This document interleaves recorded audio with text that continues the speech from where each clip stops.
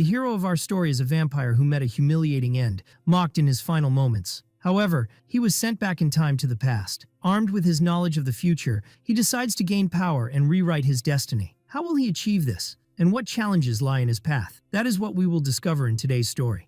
In the middle of a raging thunderstorm, the Holy Knight appears, taunting his vampire opponent, who has been hiding for half a year, sneeringly asking if he enjoyed his time in hiding. The knight confronts his enemy, accusing him of being a filthy monster who caused many deaths, and admitting that his manipulation of the Holy Knights was a clever trick. The knight firmly declares that this monster's role ends here, and that God will not forgive his sins from this moment on. The knight draws his sword, commanding him to feel proud because he will die at the hands of the vampire slayer. The vampire falls to the ground, bleeding, while the knight scolds him, asserting that his corrupt and distorted form is the definitive proof of his sins, his deception of the church, and his rejection of its judgment. With a hysterical laugh, the knight reveals a shocking truth, that not catching him all this time was intentional. He joined the hunt late and let the vampire wreak havoc and escape on purpose. The reason behind this was his desire to take his time, to make the elimination of a vampire who reappeared after a long absence look elegant and exciting, and to serve as a warning to non-believers. At that moment, staring at his executioner's sword, the vampire realizes that this world is governed by the laws of survival of the fittest, regardless of his will. Power is the only standard that determines fate in this conflict. The sword slices through the body of the vampire, who knew this truth and had chosen to flee because of it. In his final moments, with pain wringing his body, he wonders if that idea of escaping was completely wrong. The knight continues to insult him, considering his mere existence a mockery of the church and a desecration of its honor. As life fades from his eyes, the vampire reaches his hand toward the sky with a heart full of regret, wishing for just one more chance, and his body falls lifeless amidst the laughter of the victorious knight. Suddenly, the vampire wakes up gasping heavily inside a tent. His chest heaves with panic. He feels his neck and limbs in astonishment, finding them completely intact and not cut as they were in the moment of his death. He looks at his bandaged hands, unable to believe he survived, telling himself he should be dead. He looks around to realize this isn't a dream. He is sitting in the tent he lived in before the Holy Knights began hunting him. He notices the marks carved into the wood indicating the date, discovering that he has traveled back in time to 6 months ago, specifically before the hunting squad started chasing him. He stands stunned in the middle of the tent, wondering if he has truly returned to the past. He clenches his fist tightly, realizing that what is happening is a real second chance that must not be wasted.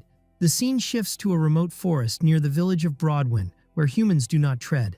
There, Eugene lived hiding from people's eyes, a weak vampire holding his breath and trying to survive day by day. He didn't crave human blood, but his instinct overcame him once long ago, and that was the beginning of his end, as mercenaries poured in the next day, followed by holy knights 5 days later to comb the village. They chased him for a month, then a year, and eventually found him no matter how hard he tried to hide. He lived 12 years of fear, feeding on animal blood in the forest. He doesn't know how he returned to the past, but he firmly decides not to repeat the same mistakes.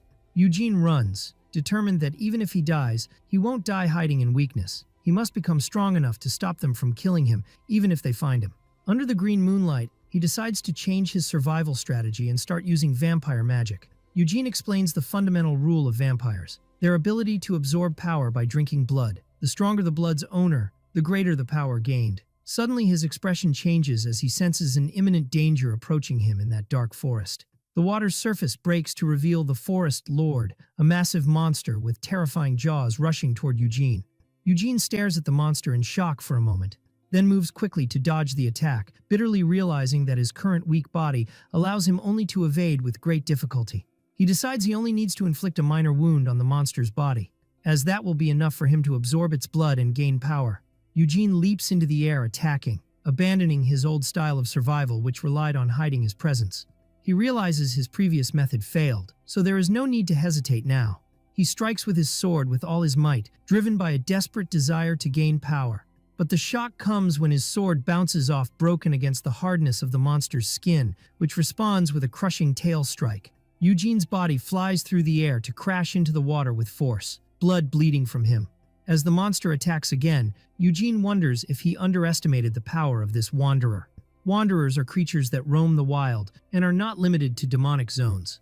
And some of them possess magic stones even in mana-free places, and these stones are more precious than gems.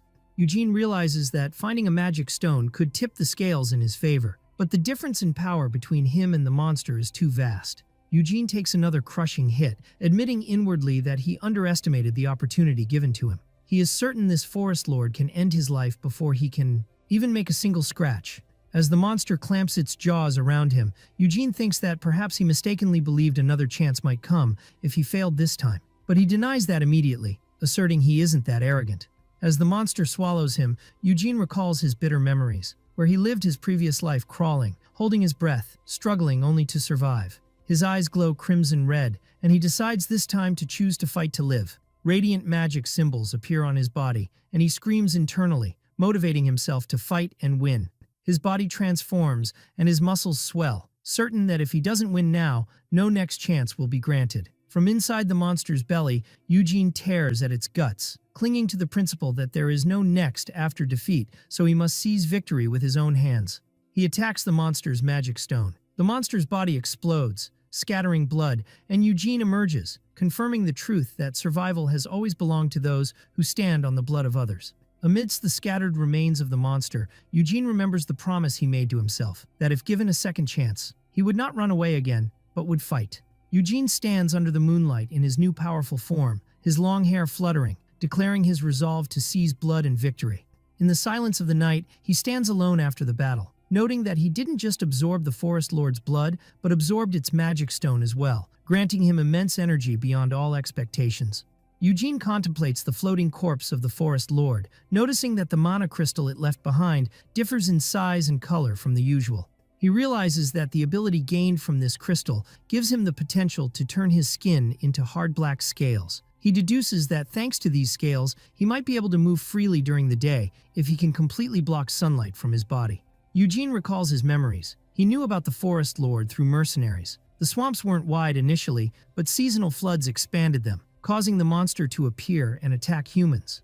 In the midst of that chaos, Eugene managed to drink a dose of the injured monster's blood and escape after killing some mercenaries, realizing the potency of that blood, and decided to return to absorb it fully. Despite his newfound power, Eugene knows it is still insufficient to face the holy knight Young Dirt, so he must avoid losing battles until he is sure of his victory. He realizes the knight possesses exceptional skill in tracking monsters and the undead anywhere, making hiding useless, compelling him to gather strength for confrontation instead of flight. With sunrise approaching, Eugene decides to return before dawn, postponing the test of the crystal's ability. Suddenly, the silence is broken by a sarcastic voice mocking the fake lord who took over the territory and turned the beautiful lake into a swamp, announcing his death at last. The voice expresses gratitude to Eugene for killing that fake who died pathetically, while the water moves strangely around him. However, the mysterious entity demands Eugene pay the price for his sin of polluting the land with blood carelessly.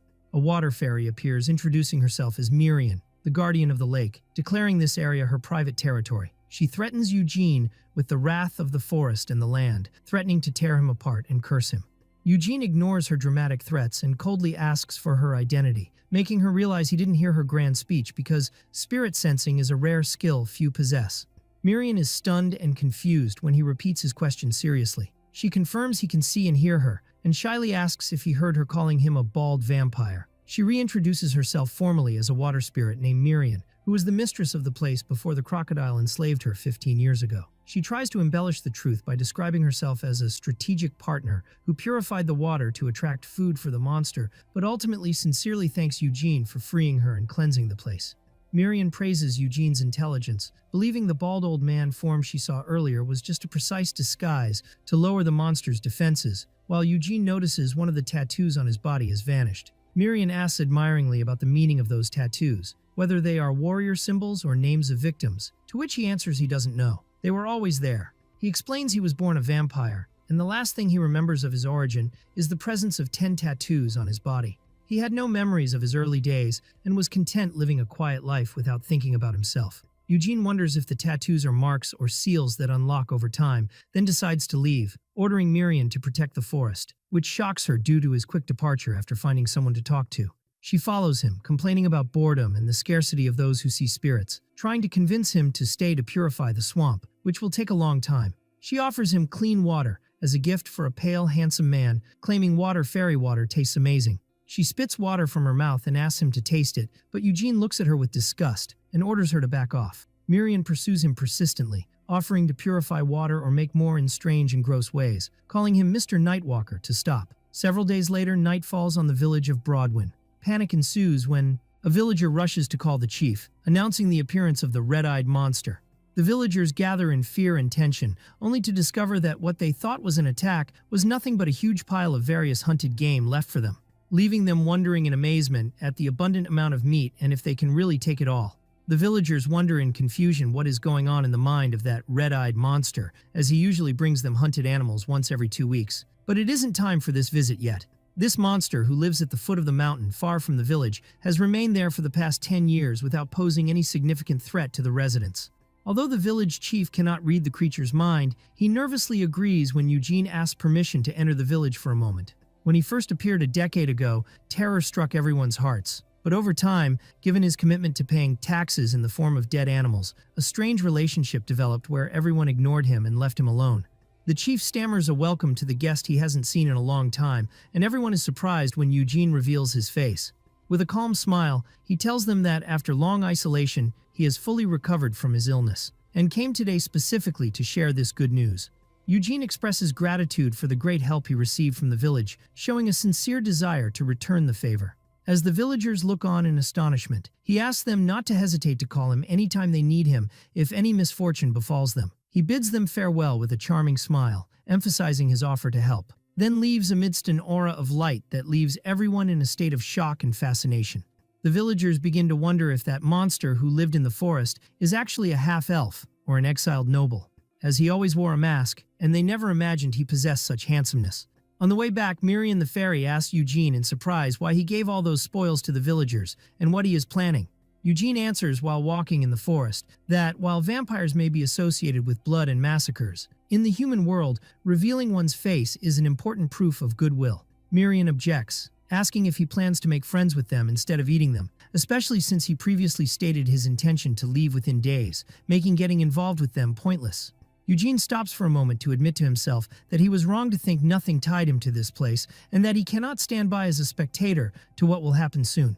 Miriam is shocked when Eugene tells her a terrifying prophecy. Mercenaries will soon raid the village and exterminate all its inhabitants. The goal of this attack is to kidnap a specific boy and deliver him to the region's lord, Sir Terwin. To destroy evidence and prevent witnesses, they will kill all the villagers, which Eugene realizes will inevitably lead to the future where holy knights flood his location, so he must prevent this disaster. Miriam doubts that mercenaries would kill everyone, while Eugene remains mysterious to her. Miriam thinks to herself that she cannot understand what Eugene is thinking, even though she spent several days with him. Eugene tells her she will soon verify if he is lying to her or not. Eugene decides his first step must be to gain the villagers' trust to appear harmless to them, which puzzles the fairy regarding the link between gaining trust and the mercenaries' attack. Miriam bumps into Eugene's back as he stops suddenly, asking him in pain why he stopped so abruptly. Eugene notices a group of armed men approaching, while one of them asks about the identity of this person standing in their way.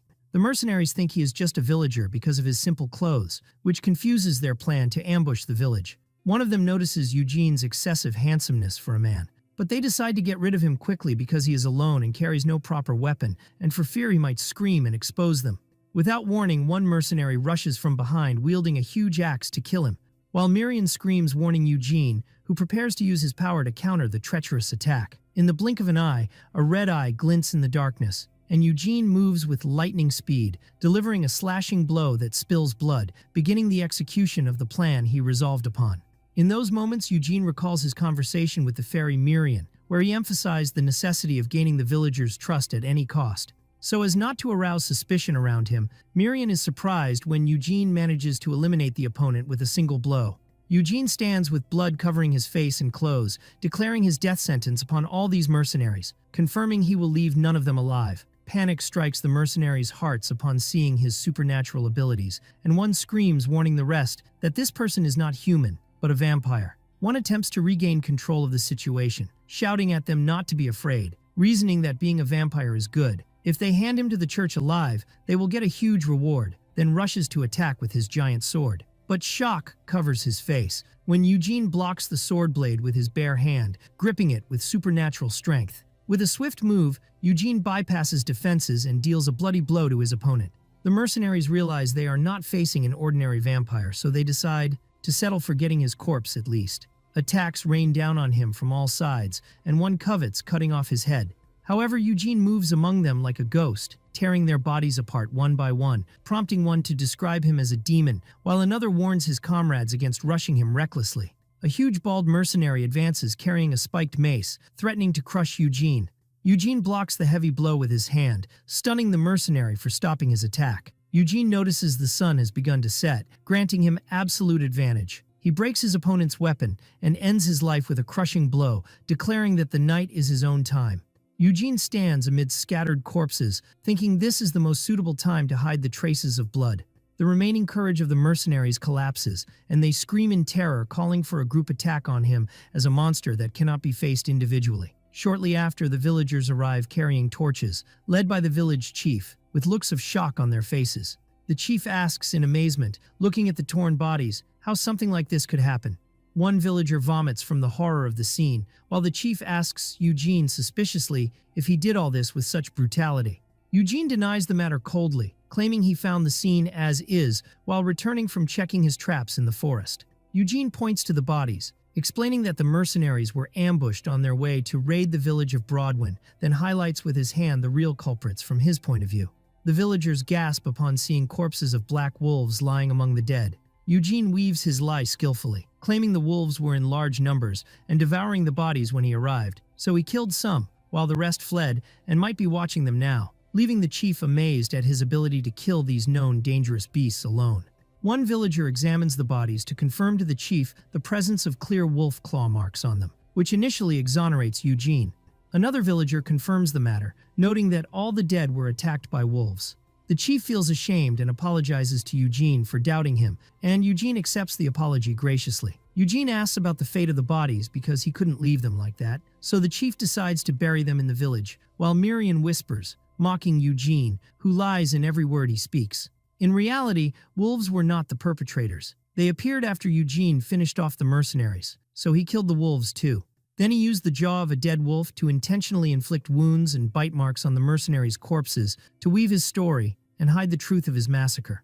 Miriam wonders to herself why Eugene is so concerned about his image before the villagers. While hiding his crimes is good, he could have simply left them to their suspicions, but he chose to stay and maintain his reputation. The fairy Miriam notices that he has a plan brewing, while he approaches the village chief with a serious expression. Eugene tells the chief that he searched the bodies for any belongings to return to the families of the dead, but he found a sealed letter and asked him to read it.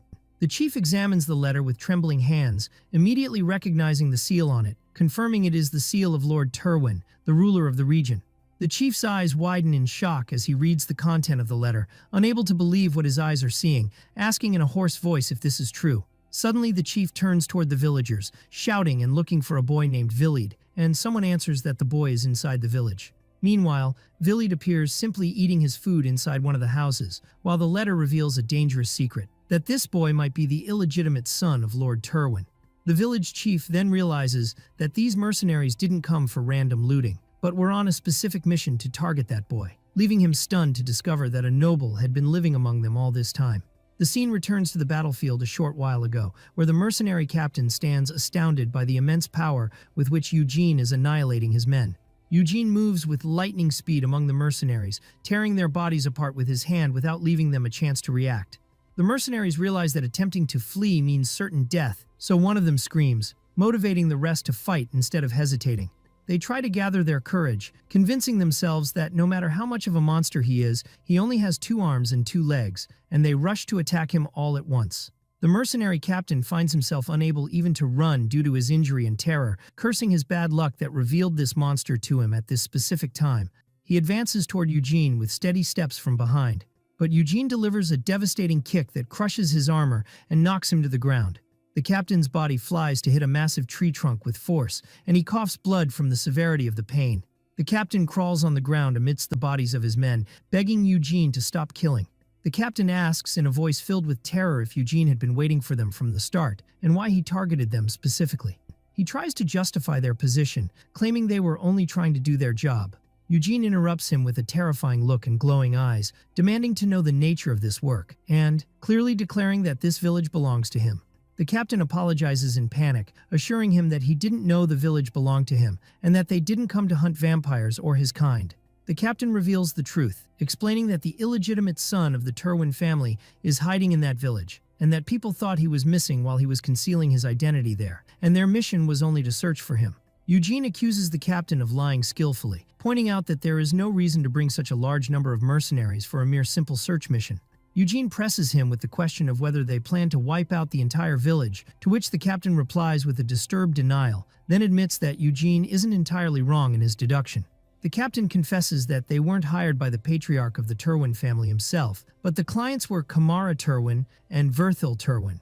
Eugene deduces that it involves political struggles between nobles, while the captain explains that their large number was just a precautionary measure in case of any emergency during the kidnapping of the illegitimate son, asking for forgiveness.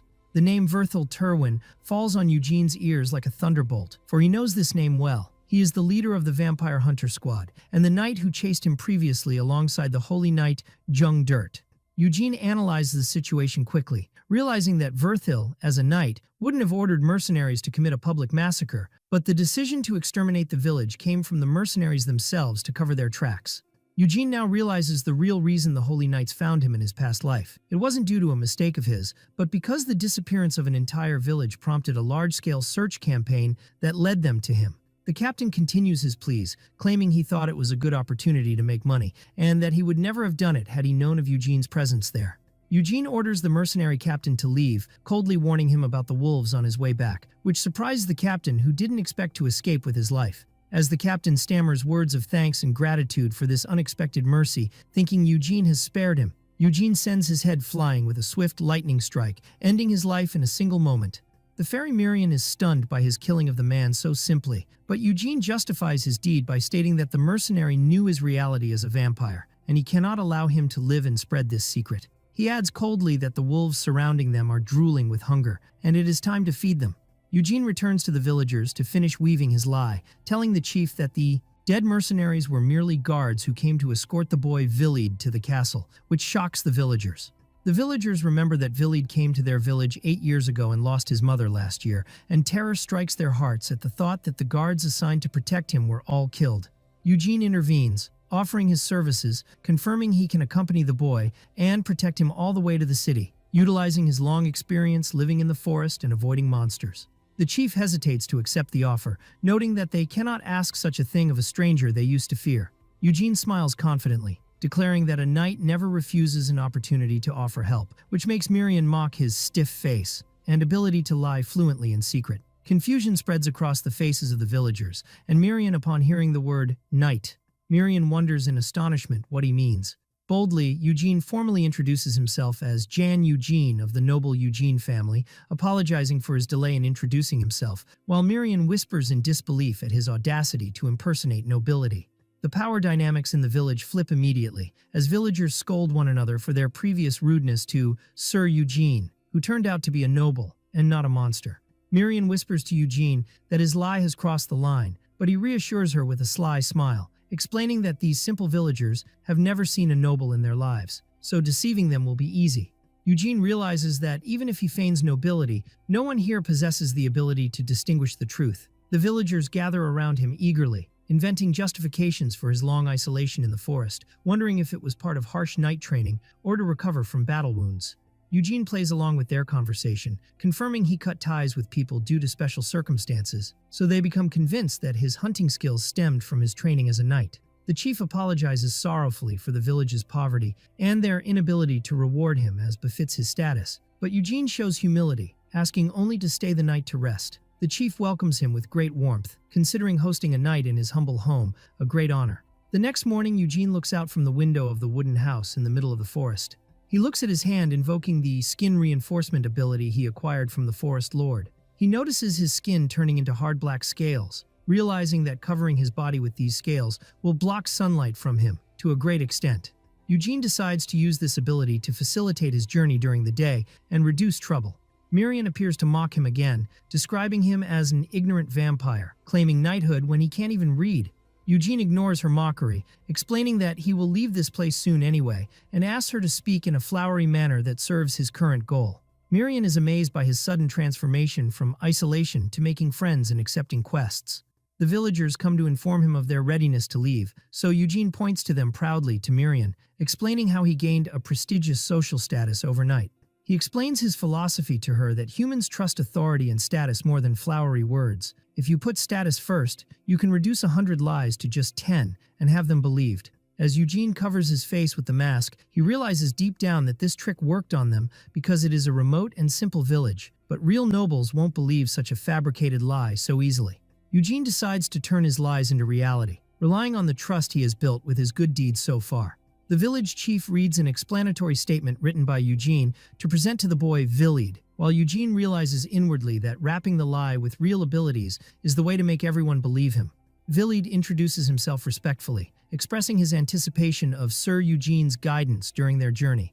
Eugene realizes that to turn all these lies into solid facts, he desperately needs high social status, so he reintroduces himself to the boy as Jan Eugene of the Eugene family. The two set off on their journey, Eugene determined to use the boy to become a real noble through him. They reach the outskirts of Bram's village as the wooden sign indicates, and Eugene notes the accuracy of the information. Eugene asks the boy if he knows how to read, and Villied answers yes, explaining that his late mother taught him the letters. The boy adds that despite his mother's humble status, she learned to read and write from someone she loved. But he never imagined that person was Sir Terwin, and Miriam finds it a perfect opportunity for Eugene to ask the boy to teach him letters, claiming things are going in his favor.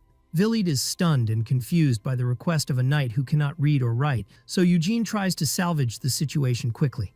Eugene invents a dramatic story, claiming the knight title is just a facade and his family had actually fallen, so he lived his life relying on the sword alone, not the pen, to survive.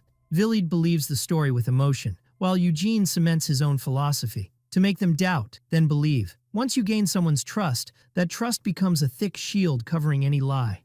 The fairy Miriam mocks Eugene's flawless acting, warning him that too many lies might raise suspicions eventually.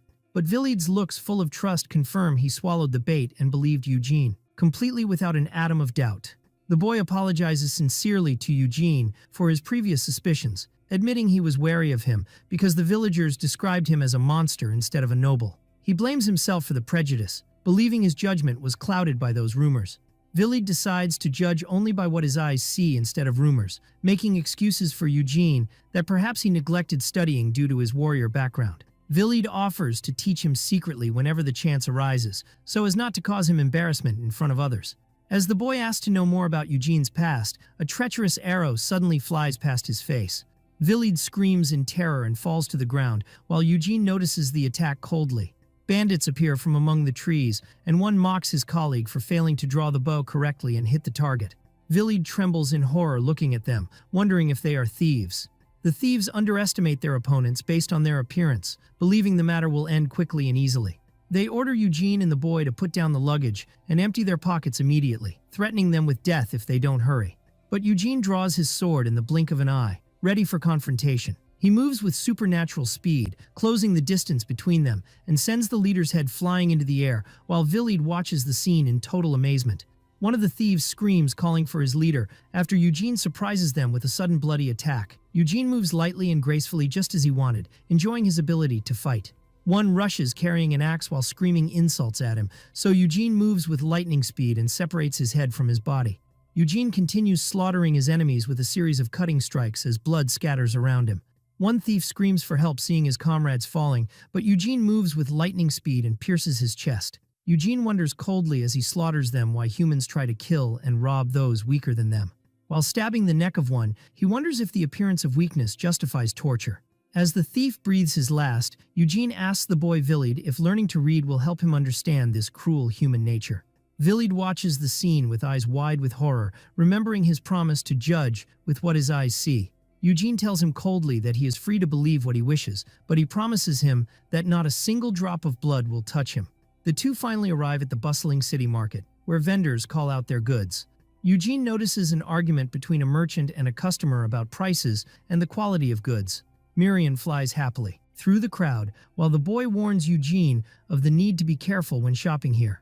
Villied explains that merchants exploit strangers with exorbitant prices, and the village chief was always deceived. They watch a quarrel where a customer demands his money back because the neighboring shop sells at half the price. Eugene realizes he needs money first before worrying about caution. Eugene asks Villied to wait a moment and enters a shop. He offers to sell skins to the merchant, asking him to set a price for them. The merchant is surprised to see a large quantity of rare black wolf skins. The merchant looks at Eugene's shabby clothes, deducing he is not a trader but just a wanderer. The merchant smiles maliciously, believing Eugene is an easy catch to deceive. He offers him a cheap price of 18 silver pieces, claiming the skins are damaged. Eugene stares at the merchant with a glowing red eye, which terrifies the man.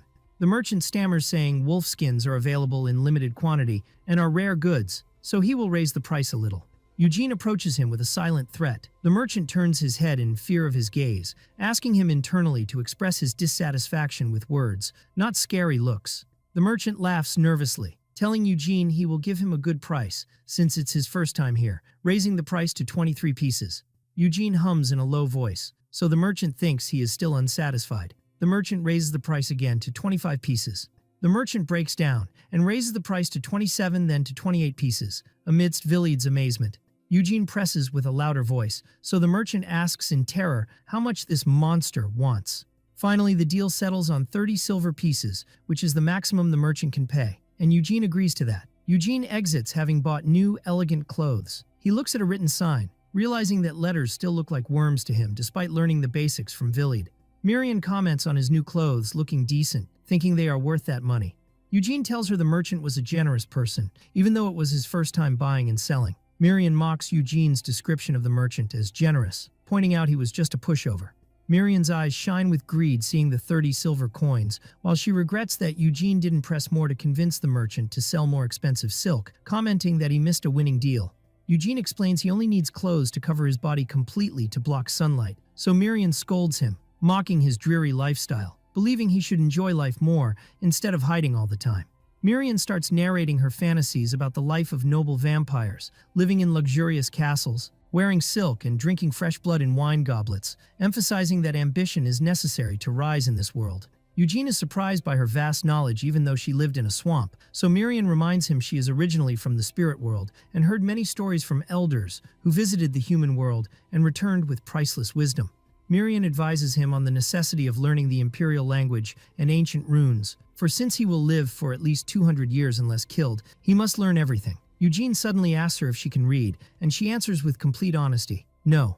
Later that night, while Eugene sits before the campfire, Villied approaches him hesitantly, interrupting Eugene's conversation with the fairy. Villied asks nervously about the person Eugene was just talking to, as he saw no one else. Eugene salvages the situation quickly, claiming he was talking to himself, then changes the subject, asking the boy about the state of his stomach after vomiting earlier, so Villied apologizes for that unseemly scene. The boy explains that the sight of skinning the rabbit for food reminded him of the morning massacre, triggering his nausea. Miriam comments that it was too harsh for him, while Eugene reassures him that ordinary people don't get used to seeing corpses easily. The boy decides to utilize the time, telling Eugene he still has energy and the night is long. Villied offers enthusiastically to teach him writing since they have surplus paper, appearing happy to be useful. The night lesson begins and Villied is surprised by Eugene's speed of comprehension, wondering in amazement if learning letters is usually this easy, sincerely praising Eugene. He tells Eugene he learned everything that usually took him months, but he tells the boy humbly that this is exaggerated praise. Eugene wonders seriously if just learning to read a little will be enough for Villied, who will become a noble's son overnight. Villied admits it doesn't seem real to him yet, as his mother never told him details, and he hadn't thought deeply about it before. The boy adds with a sad smile and clear tension that he doesn't even expect Sir Terwin to welcome him warmly. Suddenly their conversation is cut off by the appearance of a group of horsemen and armed men emerging from the trees. A man with friendly features and a light beard approaches, greeting them as folks, explaining they are having trouble finding a camping spot and asking permission to share the place. Eugene shoots them a scrutinizing look, noticing their good weapons and armor, and their discipline in formation, confirming to him they are not ordinary bandits. Eugene realizes they are real mercenaries, different from the vagrants he met earlier, while their leader notices a child in the group and asks about their destination. Eugene thinks fast, realizing the man is asking in the manner of professional mercenaries and that a reckless lie might raise more suspicion, so he decides to tell the truth and answers that they are on their way to Lord Terwin's castle. Leader Bartik beams and tells them they are heading to the same place, offering to share food, drink, and meat in exchange for sharing the spot. They are interrupted rudely by a young blonde soldier named Robin, objecting to sharing the place with strangers. Captain Bartik apologized to Eugene for Robin's behavior, explaining he joined the mercenary squad recently and doesn't know his limits yet, asking him to forgive his slip. Bartik introduces himself, and Eugene responds introducing himself as Knight Jan Eugene, which surprises the blonde soldier who repeats sarcastically, "Knight?" Robin bursts out laughing, asking Eugene mockingly what makes him look like a knight, pointing out he has no horse and wears no armor. Robin gets close to Eugene's face challengingly, asking him to be honest and admit he isn't a real knight. He pokes his finger into Eugene's chest rudely, asserting he never heard of a noble family named Eugene. Robin's features change to a sly, demonic look as he accuses Eugene of forgery. Eugene stares at him with cold red eyes, realizing he has already told Villied he is a knight, and thus he cannot back down or tell a different lie now. Eugene analyzes the situation coldly, realizing that the mercenaries approached for a different reason, and that the issue of whether he is a real knight or not isn't that important to them right now. But he knows their insistence on doubting him would completely tip the scales. Eugene grips the hilt of his sword under his cloak, estimating that their number is small and he can wipe them all out if necessary.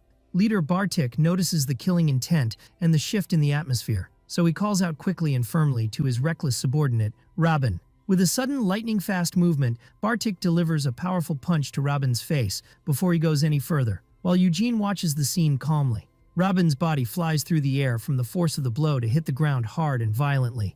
The leader rushes to apologize to Eugene in a polite tone, asking him to forgive the insolence and disrespect of this rookie. Eugene accepts the apology with cold confidence, ordering them to stick to their positions, while the leader thanks him for his mercy and patience. Eugene realizes deep down that suspicions will continue to grow from now on, so he decides he needs to assume the role of a knight and prove it as soon as possible to avoid unnecessary attention. Later, away from Eugene, Bartik sits beside Robin, who is still unconscious. Robin wakes up suddenly and wonders in shock why he was hit so harshly, so the leader scolds him, calling him a mindless fool. Bartik yells at him angrily, asking how he dares to attack a knight without a shred of fear, as if he were asking for death himself. The leader hits him on the head again, explaining sharply that he just saved his life, and that they all almost died because of him. Robin argues, underestimating Eugene, asking what is scary about a shabby-looking man carrying a short sword, so the leader accuses him of judging by appearances and being so short-sighted he can't see 2 steps ahead. The leader asks him for his estimate of the price of Eugene's cloak, explaining it is made of high-quality lycanthrope leather, and even the cheapest type of it exceeds 10 silver coins. Robin is shocked and stunned, realizing the price of the cloak alone equals his salary for 3 whole months. The leader adds another note. Eugene was reading a letter, meaning he is educated and can read and write, which negates him being a mere commoner. The leader reveals the terrifying truth, that Eugene was actually about to draw his sword, and if that had happened, they would all be dead, and perhaps only one person would have survived. While Robin was chattering ignorantly without knowing his place, death surrounded him from every side. Bartik explains precise details he noticed, that Eugene already had his right hand inside his cloak gripping his weapon, while his left foot stepped back slightly. He explains that this stance is only taken by an expert who knows how to distribute his balance to match the path of his sword with extreme precision.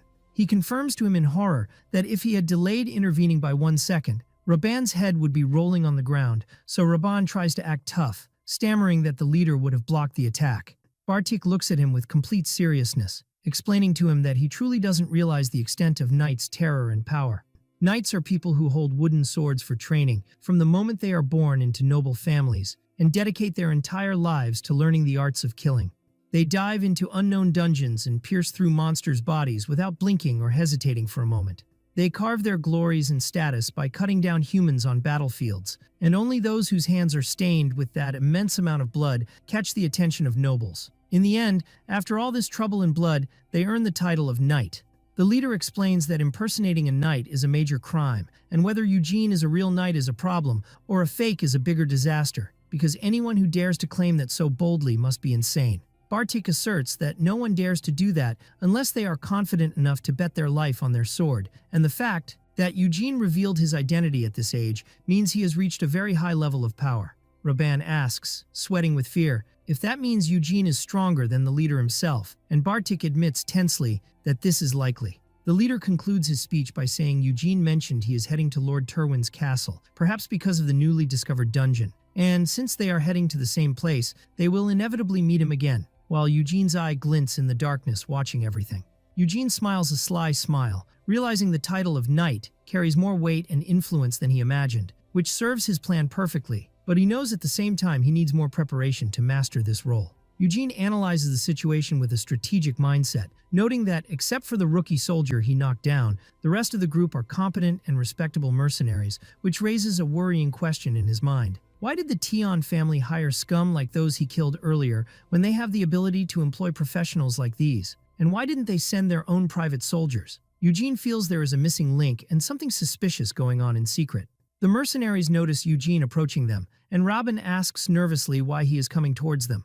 Eugene reveals his face smiling and tells them he heard they are also heading to Lord Tion's castle. With a friendly and convincing tone, Eugene suggests they travel together since their destination is the same, exploiting the situation to his advantage. The rookie soldier Robin is stunned by Eugene's sudden handsomeness and the bright smile he flashed, finding himself agreeing stammeringly and with involuntary enthusiasm, describing him as very handsome, while his leader looks at him in astonishment.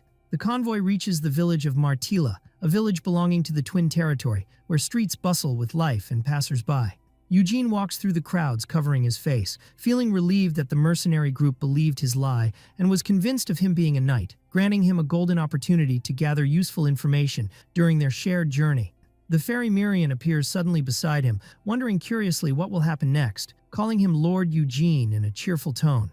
Miriam tells him she carried out his orders and eavesdropped on the mercenaries' conversations, so Eugene asks her seriously if she picked up anything useful. Miriam relays what she heard, revealing that Lord Tion's health is deteriorating so badly he might die at any moment, perhaps even tomorrow. She adds another crucial piece of information. A new dungeon was recently discovered in his lands, and it is rumored that conquering it will bring immense wealth, but the Tion family lacks the money and manpower needed to open and exploit it. Eugene thinks about the dungeon with interest, while Miriam raises a worrying question about the boy Vilid's fate. If Lord Tion dies soon, what will happen to the child? Won't he end up an orphan again as soon as he arrives?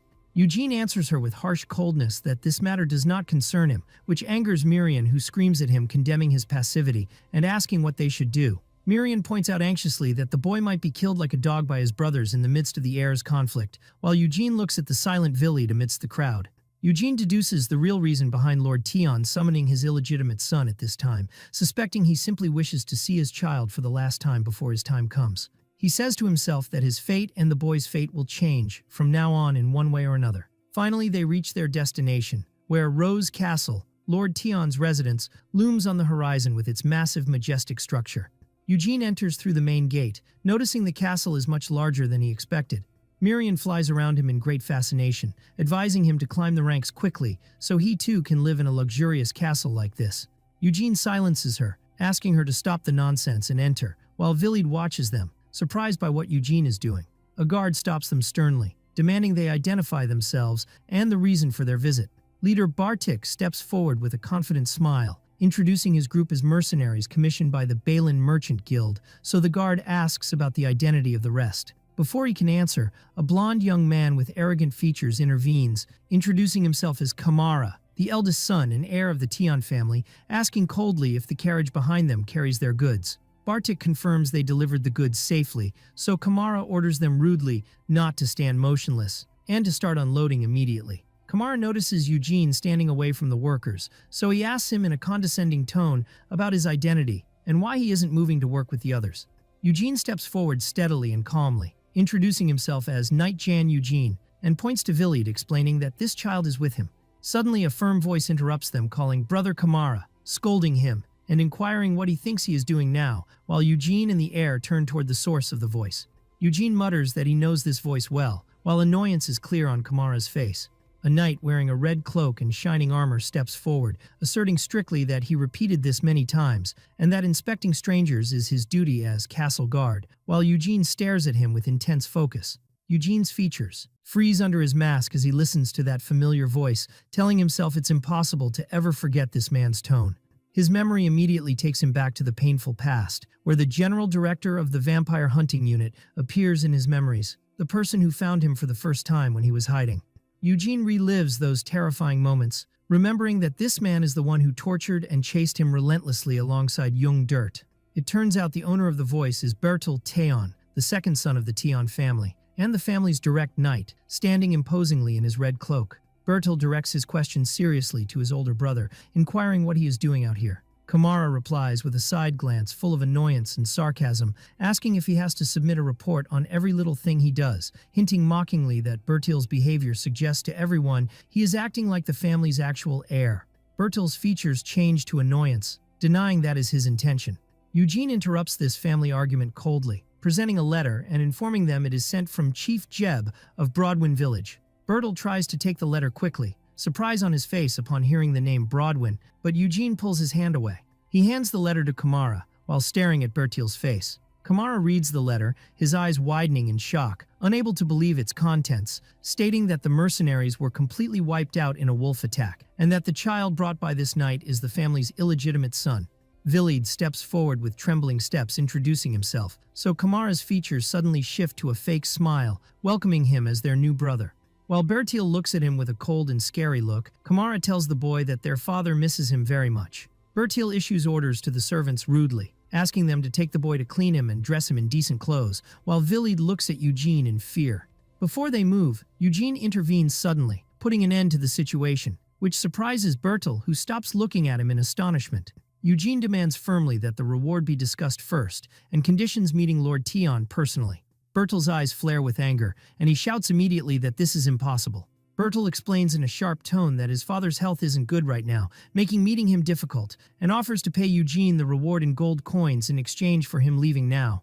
Eugene stares at them with red eyes, thinking of the trouble he went through to bring this precious brother here, and that he won't leave that easily. Eugene presses with a silent threat, warning them against forcing him to repeat his request twice. Suddenly, Kamara intervenes, asking why. That wouldn't be possible. So Bertil explodes angrily in his brother's face, in a scene showing the deep rift between the brothers. Kamara argues they must introduce the new brother to father anyway, while Bertil insists on his stance that their father cannot stay awake even for an hour, and they cannot allow him to meet a wanderer of unknown origin like this. The argument heats up between the brothers, as Bertil accuses him of trying to manipulate their father's schedule as he pleases, while Bertil replies angrily, accusing him of twisting his words. Kamara turns toward Eugene with a fake apologetic smile, expressing regret that his brother playing the role of heir makes things difficult. Putting his hand on Eugene's shoulder, Kamara asks him with artificial kindness to return home safely this time. Then he turns to Villied, telling him he will guide him personally, suggesting he take him on a tour around the castle first, while the boy follows him resignedly. Eugene watches the scene with piercing eyes, realizing they had no intention of allowing him to meet the Lord from the start. Suddenly, the place shakes with the sound of a heavy impact, and a massive shadow appears in front of Bertil, welcoming the second son, Tion. A huge muscular man with red hair appears, carrying a group of unconscious men over his shoulder, addressing them with a savage smile, saying he had been looking for them for a long time. The man throws the bodies to the ground in front of the stunned brothers and Eugene, explaining these are the mercenaries who were looting villagers instead of training as ordered, so he collected them himself. The massive red-haired man named Galfredik suggests, with a savage smile, that they execute one of the captive mercenaries to be an example to the rest, wondering if that's a good idea. Bertil watches Eugene cautiously. Bertil thinks that these mercenaries, although temporary, were hired specifically for the purpose of dungeon subjugation. He adds firmly, cutting off Galfredik's bloodlust, explaining he will discipline the mercenaries later, and suggests entering the castle to talk away from the many eavesdropping ears outside, so Galfredik agrees immediately. While they are outside, mercenary leader Bartik asks Eugene if he knows the identity of that huge man, confirming to him he is Knight Sir Galfredik. Bartik explains with admiration that this man achieved third place in the tournament held by the Evergrove family recently, describing him as a very promising knight. Bartik goes on describing Galfredik's terrifying strength, which resembles that of monsters, and how thanks to his high techniques he managed to sweep through over 1,000 competitors in the tournament arena that day. Eugene wonders why someone of this power and status would come to such a remote place. Bartik replies that the reason must be the opening of the newly discovered dungeon. He tells Eugene that the knight who succeeds in the first conquest of a new dungeon gains wide fame and great glory, given that the conquest process is fraught with dangers to the point that countless souls are lost during it.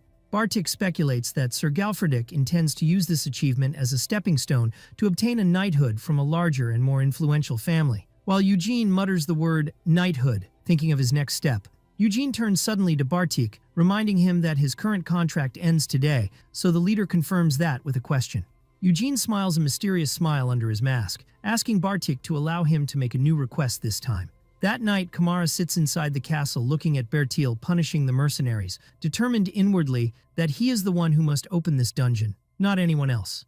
Drowning in his dark thoughts about his brother Bertil, who started openly aspiring to the heir position since their father's health deteriorated, realizing that Bertil bringing a strong knight like Galfredik and his connections means only one thing. Kamara is certain his brother is definitely planning to succeed in opening the dungeon himself, and if that happens, public opinion and people's support will tilt completely in Bertil's favor, severely threatening Kamara's position. Kamara feels helpless and confused, wondering what he should do, as he cannot simply hire random nobodies to face this great challenge. His train of thought is interrupted by his servant announcing Sir Eugene's desire to meet him, which surprises Kamara. Kamara immediately remembers he is the knight who brought Villied earlier and orders him to be let in after a moment of thought. The door opens for Eugene to enter with his usual presence, and Kamara welcomes him as Sir Eugene. Kamara tries to preempt the conversation, reassuring Eugene not to worry about the boy Villied, confirming he pays special attention to his safety, and invites him to sit, promising him his father will grant him the reward as soon as he wakes up. Kamara points out he was happy Eugene handed the letter to him in front of Bertil, explaining that act allowed Kamara to hold his head up a little in front of his rival brother. Eugene smiles affectedly, expressing his gratitude for that, but quickly changes his tone, noting that intervening as a third party in family affairs was a puzzling matter. Kamara gets to the heart of the matter, asking Eugene about his business and purpose, and if he wants to meet his father personally to check on his condition, to which Eugene answers that is true. But he also came to make a special offer to Lord Kamara. With a piercing look, Eugene delivers his direct offer to join the dungeon subjugation squad. Kamara bursts out, laughing with extreme sarcasm, unable to control himself at the strangeness of the request. Kamara wipes tears of laughter, describing Eugene as funnier than he expected, and questioning mockingly if he is a knight at all. Kamara confronts him with rumors he heard about him killing 5 bandits, wondering if he intends to join the squad just to boost his reputation as a knight, and inquiring why he should indulge him in this absurdity. Eugene smiles with complete confidence, asserting his offer will never be bad for Lord Kamara in his current situation. Eugene reveals the details of his tempting offer, only 100 silver coins for him and his mercenaries, and settling for only half the byproducts, with magic stones excluded from his share. Kamara's features change to seriousness and suspicion, realizing this offer is suspicious because it is too good and far below the usual market price, so Eugene asks him coldly if he likes the offer or not. Eugene smiles that sly smile again, confronting Kamara with the harsh truth that the person in a hurry is not him, but Kamara himself. Eugene continues explaining his financial offer, clarifying that in case of a successful dungeon opening, he would settle for 100 silver coins for him and his mercenaries, plus half the treasures found, excluding magic stones from his share. Kamara analyzes the offer in his mind, finding it generous to the point of raising suspicion, so he asks Eugene clearly if he realizes this price is far below market price, putting him before the choice of acceptance or direct refusal. Kamara starts analyzing Eugene's character based on his appearance, deducing he looks like a wandering knight with no noble backer, and since knights live and die for honor, and he doesn't seem greedy for money, honor must be everything to him. Kamara imagines Eugene as the noble knight who is above material things, convinced this is the real motive behind his meager offer. Kamara sees in this offer an irreplaceable opportunity, but Eugene reminds him with a confident smile that he is not the party in a hurry in this deal, but Kamara is the one racing against time. Kamara realizes then that Eugene isn't just a knight relying on muscles like the rest, but a smart person who knows how to manipulate the situation and knows exactly how to manage this game to his advantage. Kamara's view of Eugene changes, seeing in him a cunning that traditional knights lack, increasing his admiration for him. Kamara makes up his mind and agrees to the offer, confirming there is no reason to refuse such a favorable opportunity, and extends his hand to shake Eugene's, expressing he looks forward to working with him. Eugene explains the practical reason behind the idea of waving magic stones, noting that purifying them is difficult and processing fees are expensive, while other byproducts are sold at full price immediately upon delivery, making them more profitable and faster to liquidate. He remembers when Eugene asked Bartik for a simple request, to introduce him to a merchant guild he trusts to sell those products, so Bartik agrees with a broad smile. Kamara extends his hand welcomingly, certain that with these terms and arrangements, he will have no reason to refuse Eugene's joining. The scene shifts to the meeting room, where Knight Galfredik sits with Bertil. Bertil describes the idea of adding new members to the subjugation squad at the last minute as ridiculous, while Galfredik asserts the dungeon is not a playground for children. Galfredik waves his dagger in the air threateningly, announcing his strict law. Inside, the only thing that exists is life or death, and if a person falls behind even once, they die where they stand. Announcing his categorical rejection of any half-trained skills that might slow their progress, Bertil points out with disdain that his expectations are already low since this knight was found by his brother, Kamara. Thinking that his brother doesn't have good relations with neighboring nobles, nor a wide network of acquaintances, he asks Galfredik to deal with the new knight himself if solutions run out for them, which surprises the knight. Kamara enters the meeting room apologizing for his delay in gathering everyone, claiming he was chatting with the new knight. Kamara introduces Eugene formally with an affected smile, announcing his joining the subjugation squad. Eugene enters quietly behind Kamara, accompanied by Bartik's mercenary squad. Bertil scrutinizes Eugene and his mercenaries, remembering this is the man who led the shabby-looking mercenary group he saw earlier. Here, Bertil Tion intervenes, objecting with a cold smile, asserting that, with all due respect, they cannot accept someone whose background and skills are completely unconfirmed. Kamara replies confidently, guaranteeing Eugene's skill at least, while Bertil and Galfredik watch the situation skeptically. Kamara reminds them of the bandit group causing major problems at the territory border, which they failed to solve for a long time. Kamara plays his trump card, revealing that Sir Eugene wiped out that entire group with a single short sword on his way here, wondering if this skill is enough to convince them. Without warning, a flying dagger rushes with lightning speed toward Eugene. Eugene deflects the dagger skillfully and calmly, sending the blade crashing forcefully into the wooden wall behind him and piercing it, while everyone watches in amazement. Galfredik appears smiling a savage smile, commenting with the words, "All right then."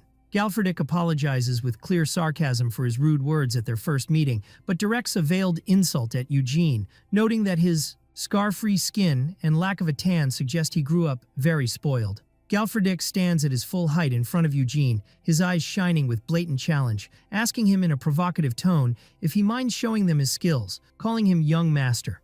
Outside, the news spreads like wildfire, as people gather in the square screaming in amazement that Sir Galfredik is dueling someone now. All eyes turn to the castle square, where everyone eagerly awaits seeing the skills of the knight who took third place in the grand tournament. The crowd whispers with terror and admiration about his legendary strength, saying he has the ability to tear monsters apart with his bare hands, wondering in amazement if this man is truly human. In contrast, Eugene stands completely calmly before this human monster. One spectator says he's starting to feel pity for him. Galfredik draws his huge sword with a confident and provocative smile. Eugene draws his sword and mimics Galfredik's stance.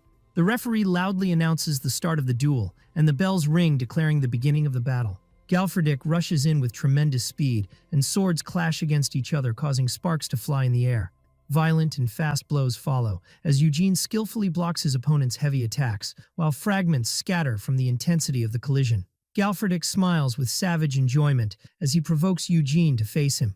The barrage of strikes continues, and Galfredik is forced to retreat under the weight of the relentless attack, trying to absorb the force of the blows.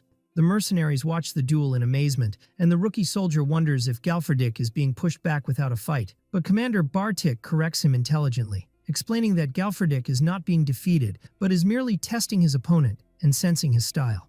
Eugene continues his sweeping attack, thinking he is controlling the battle, while Galfredik allows him to do so on purpose.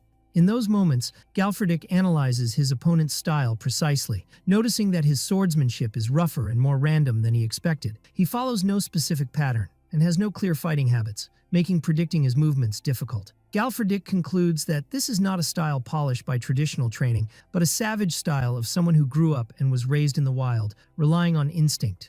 Eugene notices Galfredik's analytical gaze, so Galfredik smiles mockingly and levels a direct accusation at him, that he lied about being a knight. Galfredik skillfully reveals Eugene's truth, describing his swordsmanship as rootless and his stance as clumsy, asserting that he has no formal training and relies only on his supernatural physical abilities. He adds that swordsmanship isn't all it means to be a knight, but he realizes that exchanging a few blows was enough to reveal the truth. Eugene decides to respond practically, attacking Galfredik and telling him he chatters too much. Galfredik blocks the attack with a crazed smile, challenging Eugene to defeat him if he wants him to shut his mouth. The pace of the fight intensifies, and the arena turns into a storm of swords and exchanged blows. Galfredik delivers a crushing blow with his sword, while Eugene tries to block it. A powerful explosion results from the clash of forces, raising a thick cloud of dust that obscures vision. The crowd cheers enthusiastically, while Bertil smiles triumphantly, wondering if Eugene has fallen unconscious from that knockout blow. But suddenly, from amidst the dust, a terrifying red eye gleams, and Eugene appears pouncing with lightning speed. Galfredik blocks the attack, astonishment overcoming him as he realizes Eugene is learning and evolving amazingly fast during the fight. The two exchange a series of fast and deadly attacks as Eugene begins to match Galfredik's savagery, and a powerful collision occurs resulting in their swords breaking. The warriors throw away their broken swords at the same time. In a moment of direct engagement, hands lock, and faces draw close to each other in silent challenge. Galfredik laughs in amazement, wondering to himself how Eugene possesses all this immense strength, even though his physical build is much smaller than him. Galfredik stares into his opponent's eye, admitting internally an inescapable truth, acknowledging that his raw power is overwhelmingly superior to his own. Galfredik realizes deep down that although his opponent excels in physical strength, he possesses the absolute advantage in combat experience. Galfredik changes his combat stance with intense focus, ready to exploit that experience to his advantage. Galfredik rushes with a sweeping attack, but Eugene dodges it with amazing flexibility, leaving his opponent striking the air. Galfredik continues his brutal attack, trying to crush Eugene with his massive strength, while Eugene evades lightly. In the midst of the clash, Eugene notices a gap in his opponent's defense and prepares to deliver a counterstrike. Galfredik realizes in that moment that Eugene's movements aren't precise like training knights, but are rapid adaptation and crisis management driven by pure survival instinct. And before he can comprehend the matter, Eugene surprises him with a powerful punch to his face, making Galfredik wonder in amazement about the origin of this mysterious fighter. Galfredik admits defeat to himself in this exchange as Eugene delivers his punch. Eugene's punch sends Galfredik's massive body flying through the air with incredible force. The knight's body crashes violently into the back wall of the arena, causing destruction and a cloud of dust. The referee announces with a trembling voice the end of the duel with the victory of Knight Jan Eugene, while Eugene stands panting. The audience buzzes with whispers and astonishment, unable to believe that this unknown knight possesses insane strength that enabled him to defeat Galfredik. The mercenaries belonging to Eugene burst into laughter and pride, pointing out that this strong person is their leader and knight. Amidst the debris, Galfredik opens his eyes looking at the sky. Galfredik rises slowly, and eyes turn to him with anticipation and fear of what he will do after his defeat. Galfredik advances with heavy steps toward Eugene, who stands on guard. Suddenly, Galfredik grabs Eugene's hand and raises it high, asking the audience for a round of applause for tonight's winner, which surprises Eugene. The crowd cheers with intense enthusiasm, chanting the name Jan Eugene throughout the castle. Bertil watches the scene, his features reflecting a mixture of shock and suppressed anger at this unexpected result. The scene shifts to inside the castle, where Eugene sits before a luxurious dinner table, and the servants tell him they received strict orders from Master Kamara. The servant explains that Kamara insisted Eugene eat well and rest in preparation for opening the dungeon, so they will supervise his meals with extreme care. The servant stands waiting for Eugene's assessment of the lighting and his choice of wine, while the fairy Mirian whispers, mocking the predicament, as they cannot tell humans that vampires do not need food.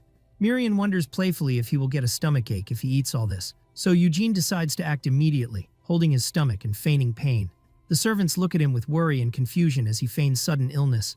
Eugene shouts, asking them to leave, claiming he will take care of his food himself from now on. While Mirian thinks he should tell Kamara, he prefers staying alone due to his habit as someone who lived isolated in the mountains for decades. The next day, everyone's view of him changed 180 degrees, and Kamara welcomes him with a broad and welcoming smile, calling him the capable knight Jan Eugene, and asking if he slept well. Kamara laughs affectedly, noting that he noticed Eugene refused all comforts and services he sent him. Suddenly, Rabin bursts into the place with a loud voice, while Eugene seems annoyed by this morning disturbance. Galfredik jumps toward Eugene, trying to hug him, describing him as a friend and comrade, while Eugene tries to push him away, saying coldly not to stick to him like that. Galfredik asks them if they slept well, complaining cheerfully that his face was still throbbing with pain from Eugene's punch to the point he tossed and turned in bed all night. Galfredik points to his swollen face full of bruises while laughing loudly, asking Eugene mockingly if he sees these traces. Eugene thinks he is asking for more beating. Galfredik suggests, with great enthusiasm, having another sparring match today since the weather is nice, while soldiers and mercenaries gather around demanding to watch, putting Eugene in an unenviable position. Eugene thinks to himself that Galfredik doesn't care if he is a real knight or not, and that others' suspicions have faded one by one, which is exactly what he wanted, but he is still not used to this crowding around him. Galfredik continues his playful provocation. Eugene indicates he looks like he's asking for another hit, so Galfredik replies confidently that they won't know the result unless they try. Suddenly, the boy Villied appears behind them, signs of torture on his face, while Eugene notices his arrival. Villied asks in a faint voice if Eugene has been okay all this time. The scene shifts to the past in the torture chamber, where a man in torn clothes screams, begging his master to have mercy and forgive him. Bertil Tion stands with cold and cruel features over the man lying on the ground bleeding, scolding him in a sharp tone because if he had done his job correctly, all this mess wouldn't have happened. Bertil blames him clearly, asserting that if the boy had been killed in that cursed village from the start, that red-eyed knight would never have reached Rose Castle. Bertil's eyes glow a scary blue as he screams with suppressed anger that his plans would have gone smoothly without any obstacle were it not for this abject failure. The subordinate tries to justify his failure while trembling, claiming the mercenary group he hired was supposed to be reliable, but they were just fools finished off by black wolves. So Bertil mocks him for not verifying the matter himself before placing the request. Bertil grabs his subordinate's face with brutal force, asking him sadistically if the eyes in his head are just for decoration. While the subordinate looks in terror, Bertil decides bloodily that if those eyes are useless, it is better to gouge them out. The subordinate screams in pain and terror as Bertil carries out his threat, and he asks coldly after finishing what he must do now to rectify the situation. Bertil realizes he cannot kill someone who has already infiltrated the castle and is publicly visible, but soon a demonic idea flashes in his mind. He looks at Villied's body lying on the ground, muttering that that way would be the only one, and it would clean up the corpse nicely too, hinting at a plan to get rid of the boy inside the dungeon. The scene returns to Eugene and Villied, where Eugene deduces intelligently that Bertil ordered the boy to join the dungeon subjugation squad, opening soon. Villied sits despairingly in his room, admitting he came here to die, wondering bitterly if he was sent to the dungeon just to meet his end. Eugene reminds him of the mercenary incident that attacked the village, revealing the shocking truth that those third-rate mercenaries were sent by one of his brothers. Eugene confirms to the boy clearly that they never wanted him to reach the castle alive, increasing Villied's horror and despair. But Eugene approaches him with a sharp look, telling him there is one way to survive this inevitable fate. Eugene offers him the simple and brilliant solution. All he has to do is become his squire.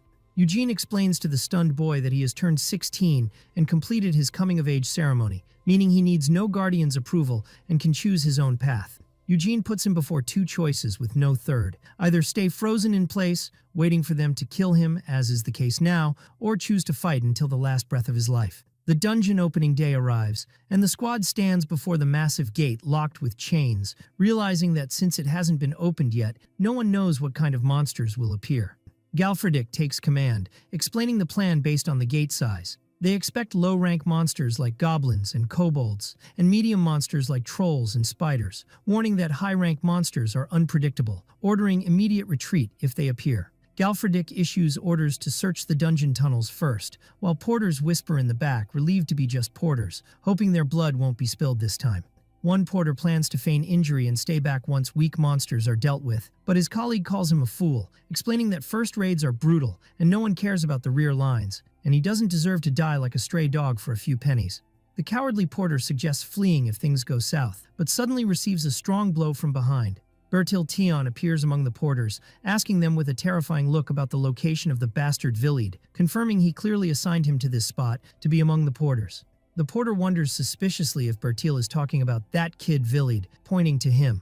While Bertil turns to Villied, finding him handing Eugene a small bag of snacks, asking him gently to return safely, to which Eugene answers affirmatively. Bertil rushes towards them, calling Villied a rat who sneaked in quickly, and calling Eugene a rootless barbarian. Bertil screams in Villied's face, scolding him for wasting time in this place. He orders him in a commanding and cruel tone to pick up his bag and head to his position immediately without delay. When he finds he isn't answering, he rushes to grab him, wondering if he has gone deaf, while Eugene watches the scene closely. As Bertil attempts to grab the boy, ordering him to move, a strong hand intervenes to stop his movement suddenly. Bertil looks in shock at his stopped hand, seeing Eugene gripping his wrist tightly. Eugene addresses Bertil sharply, condemning his intention to send a boy who never held anything sharper than a kitchen knife in his life into a dungeon hole full of monsters. Eugene asks him with a scary look from under his mask if he is crazy. Bertil shakes off Eugene's hand angrily, calling him insolent and claiming falsely that he simply wishes to make his brother strong. Bertil tries to impose his control, ordering Eugene to know his place, asserting he has no right to issue orders to this child. But Eugene replies coldly, cutting him off, saying he believes Bertil is the one who doesn't know his place here. Eugene drops his bombshell, announcing that this child has officially become his squire, shield bearer, since yesterday. Bertil is stunned, while Eugene announces loudly that everyone here is a witness to that. Eugene explains strictly that this relationship forms a bond stronger than blood, directly threatening Bertil that if he dares touch a single hair on this child, he will consider it a direct challenge against him. Eugene gets close to Bertil's face defiantly, suggesting with sarcasm laced with threat that they warm up their bodies a little before entering the dungeon. Bertil stammers, stepping back in fear, wondering who gave him permission to do that. He adds that adopting a bastard from another family isn't a simple matter, and this is exactly what might destroy the boy's future. Meanwhile, Bertil hears some warriors commenting that the dungeon will be safe with strong people like Eugene and Galfredik at the front, not just knights in name. One mentions the amazing duel between them, and another warrior replies bitterly that he would need a whole second life of training to reach their level. Kamara intervenes suddenly, claiming with a forced smile that he too can entrust Sir Eugene with his brother, justifying his new stance that the boy is already an adult and has completed his coming-of-age ceremony, so he has the right to choose his own path. Bertil stares at them with malice. While Eugene thinks that Villied is prey, and once the weak is marked by a predator, survival becomes a harsh matter. Eugene realizes that even if the weak hide and hold their breath, the predator will track them down and tear their throats eventually, as shown in Bertil's treacherous looks. Eugene gives Villied golden advice in his memory, telling him that if he cannot become strong, he must form a pack. The scout presents his report of no wandering monsters nearby or escaping from the tunnels. Galfredik smiles with savage enthusiasm, announcing they can now open the dungeon. He gives the signal to move, while the massive gate opens slowly. The terrifying darkness of the dungeon appears, while soldiers shout enthusiastically announcing the start of the raid. Galfredik turns to the others in the back, delivering his final sentence before entering, that they must stay alive by themselves. The squad rushes into the dungeon with intense enthusiasm amidst battle cries, signaling the start of the assault. Echoing in their minds is the farewell from Kamara and Villied at the gate, wishing them safety and divine protection, promising to meet them in 4 days. But the reality inside is a chaotic hell, with monsters raining down from the ceiling onto the soldiers, sparking panic and causing one to scream for help as blood spatters everywhere. Galfredik intervenes with his massive sword, cleaving a monster in two, attempting to bring the situation under control. Galfredik screams at the panicked soldiers in a rage, calling them idiots and demanding they maintain their battle formation correctly. Galfredik orders the archers in the center to return to their positions, cover the ceiling, and fire arrows, warning the soldiers not to let the monsters breach their ranks and break the formation. Terror grips one soldier, who deeply regrets volunteering for this suicide mission, realizing his worst fears have come true and that this was madness from the start. The soldier decides to flee toward the entrance to save his life, believing it's the only solution. But he is shocked to find a pack of monsters blocking the way back, grinning maliciously at him, until someone intervenes to save him. Eugene appears coldly, calling the soldier a fool for thinking the path back would be free of monsters. Galfredik grabs the panicked soldier, explaining violently that staying and sticking with the group is the safest place to survive. He orders everyone to draw their swords and hold their positions in preparation for the confrontation. Galfredik realizes bitterly, seeing their poor performance, that these mercenaries are in a pathetic state because they were gathered in a rush. Wondering in bewilderment how he can possibly conquer a dungeon with men like these. Matters get worse when a soldier alerts him to more incoming monsters. And another screams in terror that the attack is coming from behind as well, forcing Galfredik to think fast and order a formation change to face both fronts. Eugene suddenly intervenes, announcing he will handle the rear guard, and despite Galfredik's warning about the danger of being alone, Eugene dashes with lightning speed into the darkness. Galfredik stands stunned by Eugene's speed and unexpected boldness, and shortly after he hears the sounds of monsters and violent fighting inside. Then something emerges from the darkness. Galfredik is shocked when he realizes that thing is the mask Eugene was wearing. Realizing the situation, Galfredik orders Bartik to cover his back and follow him immediately. Galfredik and his men run, but they are shocked by the vast distance Eugene covered in that short moment amidst the corpses of monsters. They find Eugene standing calmly after eliminating all the monsters coming from the intersection, holding a luminous flower and asking coldly if it is expensive. Galfredik arrives panting, and Bartik feels a sarcastic disappointment internally because Eugene doesn't even know a common luminous herb. Galfredik marvels at Eugene's exceptional skills despite his ignorance of simple matters, while Eugene notices the herb withering in his hand. After the battle ends, the wounded lie in the corridors receiving treatment amidst groans of pain and screams from severe bleeding. Eugene's men approach him carrying the magic stones they collected, and he orders them to pile them in front of him. Eugene looks at the small quantity in his hand, wondering if this is all they got after killing such large numbers. He orders them to rest, noting to himself that the magic stones here radiate a blue light, different from the one he obtained from the Wanderer previously. The fairy Miriam appears staring at the small magic stones with disappointment, noting they are underwhelming compared to high-quality stones, explaining to Eugene that a magic stone's quality is directly proportional to the monster's strength and size. Eugene asks her curiously if wild wanderers have larger stones. Miriam answers that dungeon monsters becoming wanderers in the wild doesn't necessarily mean their stones grow, but reminds him that the crocodile he absorbed earlier was massive and extremely powerful. She assures him that Wanderer was a special case hard to find, as it was an entity strong enough to take over her own territory. Eugene realizes then that devouring that Wanderer's red magic stone was a stroke of real luck, and Miriam tells him that at this rate, entering the dungeon and trying to impress nobles is pointless if the gains are meager. As Miriam wonders if there is a high-ranked monster in this place, Eugene stops suddenly, having sensed something.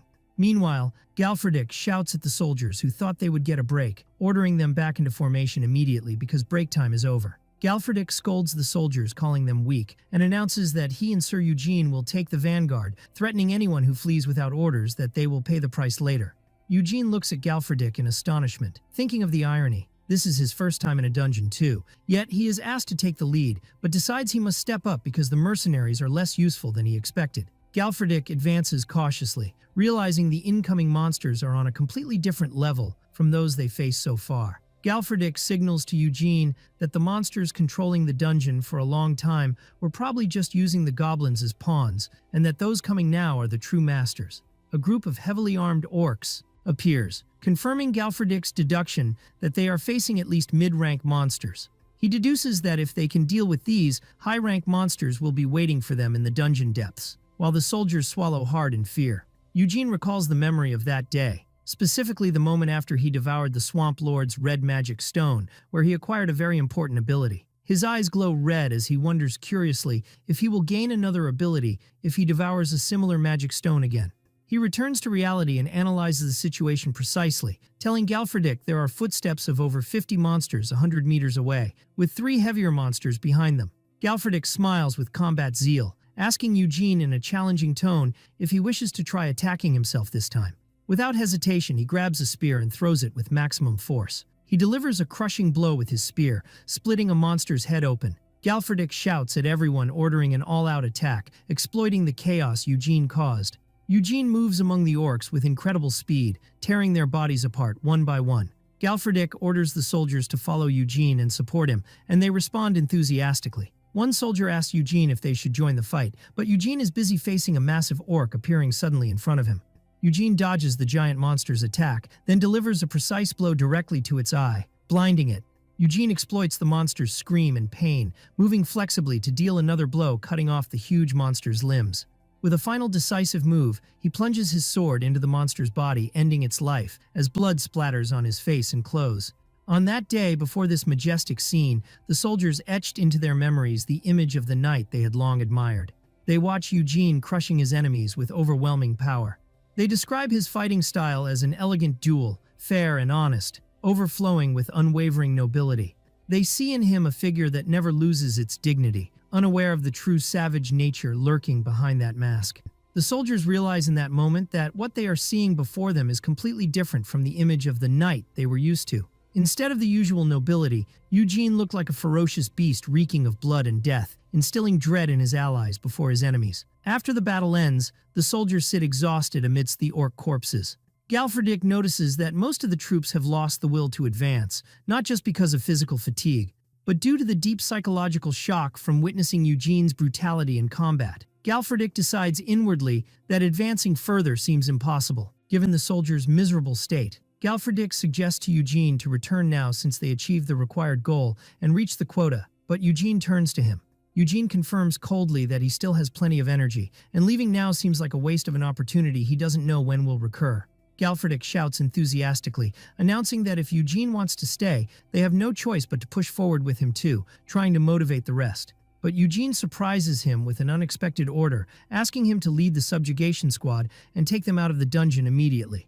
Eugene explains he will continue from here, accompanied only by his mercenaries, while the soldiers look at him in amazement. Galfridic realizes then that Eugene sensed the soldiers' exhaustion and allowed them to withdraw to save their lives, admiring the warm heart hiding behind that fierce and cold exterior. Galfridic watches Eugene's back as he moves away into the darkness, certain that this man is redefining the meaning of the word night in his eyes. Eugene and his mercenaries venture deep into the dark dungeon filled with dense spider webs. Terror grips the young soldier Rabin, holding his torch with a trembling hand, cursing his luck and wondering why he has to go. He tries to reassure himself that Sir Eugene can defeat trolls alone and that he will be fine as long as he stays behind him and things go well. Suddenly he hears a sickening crunch under his foot and looks down nervously.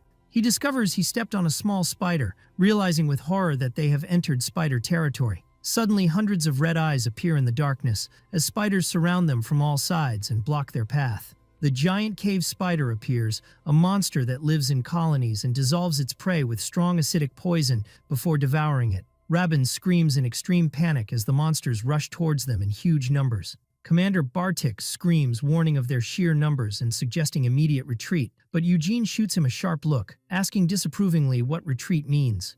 Eugene takes off like a tornado amidst the spiders, shredding their bodies with his sword in the blink of an eye as their blood scatters in the air.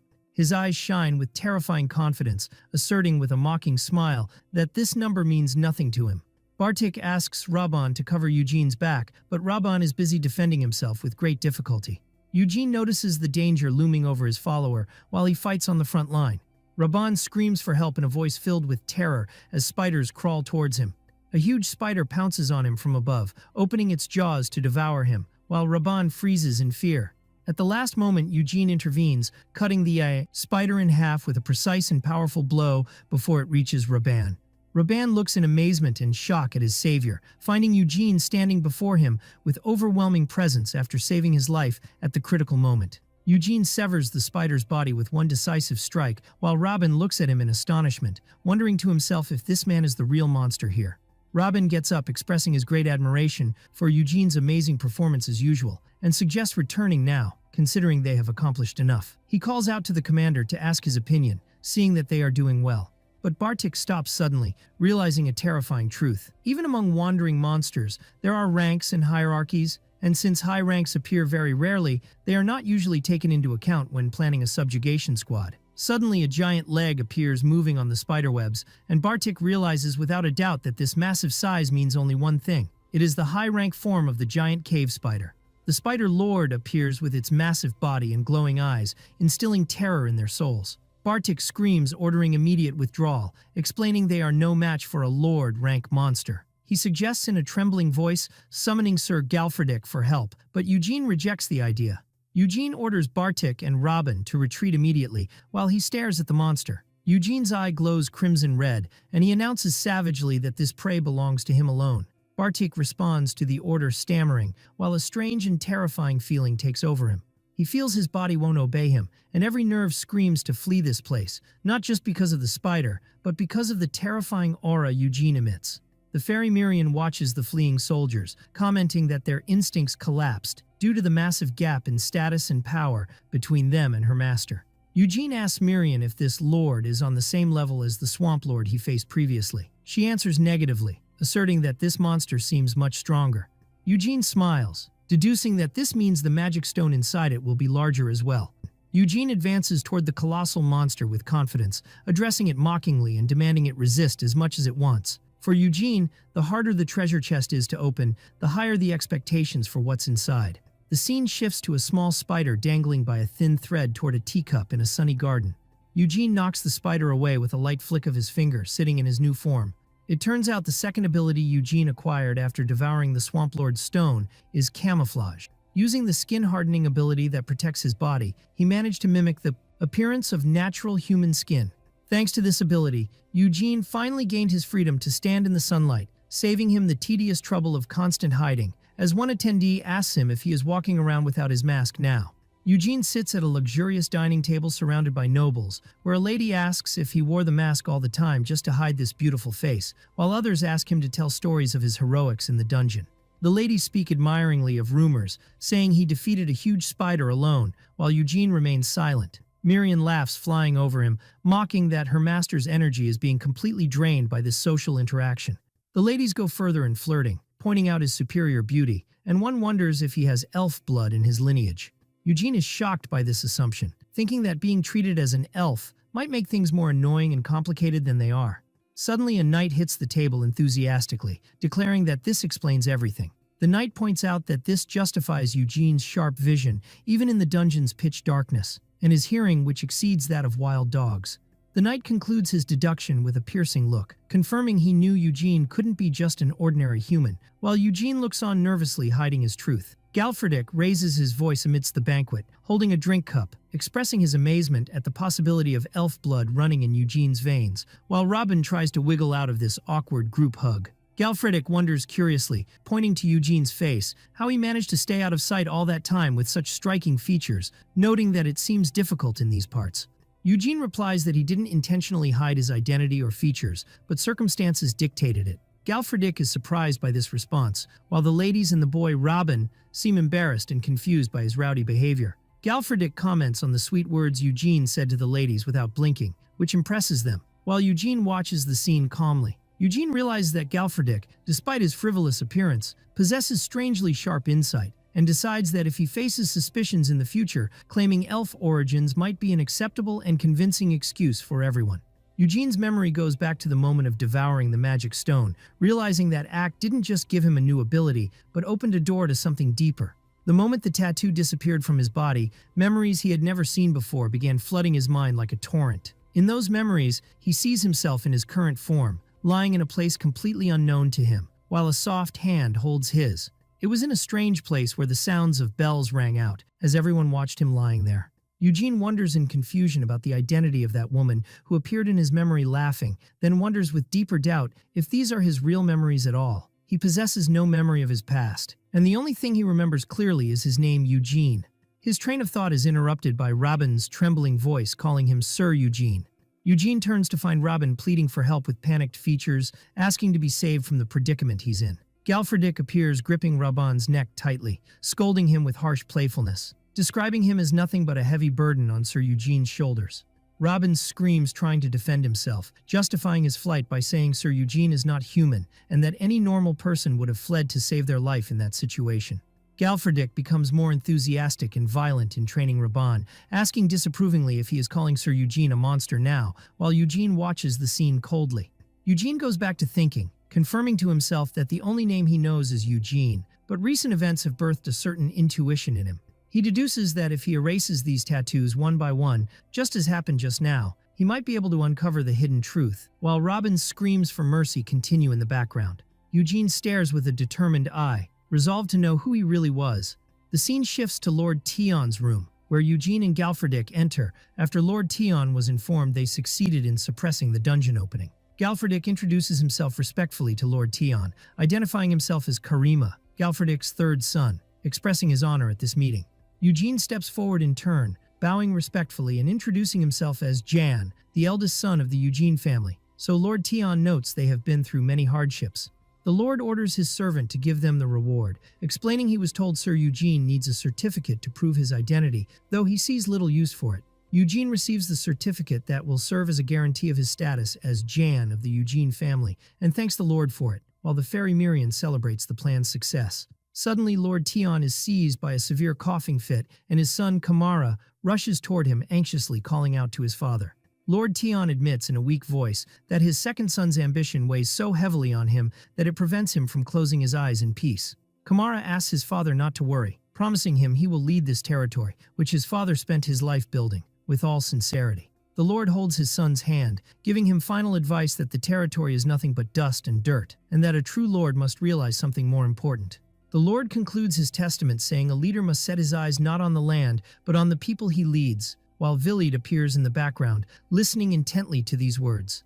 Lord Tion's hand slips slowly to fall lifeless, announcing the end of his life. Eugene contemplates the scene, noting that despite not deeply knowing the kind of person Lord Tion was, a fair number of people are shedding tears sincerely over his departure. However, in the face of death itself, reactions are not always alike. Eugene catches a glimpse of the second son, Bertil's face, whose features are wrung by anger instead of sadness, revealing that feelings of grief are not shared by everyone. As the sun sets, Galfredik prepares to leave amidst the funeral ceremony, offering his apologies to Kamara for having to depart at this critical time, and Kamara understands, noting his knowledge of their busy schedule. Galfredik asks Eugene if he really intends to stay, to which Eugene answers with a serious look. Eugene explains he plans to visit the dungeon again, considering leaving now would be a waste of effort after the trouble they went through to open it. Galfredik smiles regretfully, noting that is unfortunate, because Count Evergrow would have strongly desired to meet someone like Eugene. Suddenly, Galfredik extends his hand toward Eugene. With a broad smile, Galfredik expresses his great honor at being able to measure his strength against a powerful knight like Eugene, hoping they won't meet as enemies next time. Hands shake firmly, in a moment of mutual recognition of strength and respect between warriors. Galfredik leaves riding his horse, while Robin bids him farewell, wishing him a safe journey, and Eugene orders Bartik to prepare for departure. Vilid is confused, reminding Eugene that he just said he would stay here, so Bartik asks him what Galfredik was riding when he left. Vilid answers simply that it was a horse, and Bartik points his finger indicating it's natural for a knight to ride a steed. Bartik laughs, explaining their plan to head to the Merchant Guild to sell monster products and buy a horse for Sir Eugene as well. Vilid's eyes shine with enthusiasm, announcing his understanding, and swears to Eugene that as his squire, he will serve him with all his might. But Eugene shoots him a cold and scary look, telling him clearly that he won't need his help right now. Vilid is shocked and stunned, wondering in a faint voice what Eugene means by that. The scene shifts to the city of Marin, the largest trading city in the kingdom of Kalor, bustling with movement and life. Vilid appears carrying heavy boxes and sweating, while a worker yells at him to move quickly and not slack off. Amidst the crowd, Robin stands boasting to the masses, assuring them that a single knight brought all these dungeon materials, pointing to Sir Jan Eugene. The crowd buzzes with whispers and amazement, remembering rumors about the rookie knight who cleared the Tion territory dungeon opening and who was said to have ripped off a troll's head while it was still alive. Vilid puts down his load wearily, while Robin yells at the merchant not to touch the goods. Outside, Vilid waits looking at the building, noting that the discussion inside is taking a long time. Inside, Eugene sits with Merchant Belmore from the Balin Merchant Guild, who confirms with excessive enthusiasm that he will take full responsibility for handling these materials. Eugene remembers his doubts when Bartik told him about knowing a good guild, while Belmore continues chattering about their guild's large size. Eugene thinks this will be very useful to him, given his ignorance of human social networks. Suddenly, a dignified man wearing a monocle storms into the room, pushing the door open forcefully and interrupting the conversation. While Merchant Belmore was offering Eugene the best shipping rates thanks to his experience, promising an exclusive contract, the imposing man asks sharply about Sir Eugene's identity. Bartik whispers to Eugene nervously that the situation has become a bit complicated, so Eugene asks him why. Bartik explains that this man is the secretary working under the deputy manager of the Balin Merchant Guild, meaning a big figure has intervened. Bartik continues his explanation, clarifying to Eugene that he is trying to exploit the situation to his advantage, as Secretary Grail possesses greater bargaining power than Merchant Belmore, with whom they are trying to close the deal. He directs a veiled warning advice to Eugene, telling him that if he wants to secure a stable trading partner, he better act cautiously for now. Belmore tries to intervene and object, explaining he is in the middle of contracting with Eugene, but Grail pushes him in the face rudely with his hand to silence him, mocking the lack of any officially signed contract yet. Grail mentions rumors spreading from the port about a knight who ripped off a troll's head with his bare hands in Tion territory and brought a mountain of dungeon materials. But he quickly dismisses that, considering spreading unverifiable rumors to inflate the value of goods a typical rookie strategy, and that he can expose these tricks easily. Grail announces arrogantly that the deputy manager of the Balin Merchant Guild wishes to sign the contract with Eugene personally, and orders him to get up from this dilapidated place, describing him to himself as a rookie knight who knows only brute force and that he will strip him of everything. Suddenly, Grail's features change completely, and his eyes bulge with terror as he senses immense pressure emanating from Eugene. Eugene stares at him with a cold and terrifying look, making Grail feel the weight of the true power he is facing. Sweat pours from Grail's face, and he apologizes, stammering heavily for his rudeness. Introducing himself formally this time as secretary to the deputy manager of Balin Guild, confirming this will be a great opportunity for Sir Eugene. Eugene asks him with complete coldness what this opportunity he speaks of is. Grail tries to explain in confusion that they offer better terms for materials, so Eugene interrupts him with a sharp look, asking about these better terms. Grail's tension increases as he explains that the deputy manager personally will handle the matter, while Eugene stares at him with a glowing red eye. Grail collapses under the psychological pressure, apologizing profusely and confirming he didn't mean to commit any rudeness. Grail flees the room screaming apologies and promising to visit them next time, slamming the door shut behind him. Belmore looks at Eugene with tears streaming from his eyes. Touched, unable to believe Eugene rejected a contract with the deputy manager for his sake. Belmore pledges his full and unconditional support to Eugene from now on, which pleases Eugene to hear. Belmore gets excited and asks when to start the selling procedures. Eugene answers firmly that they will start immediately now, asking him to go out with him, which surprises Belmore.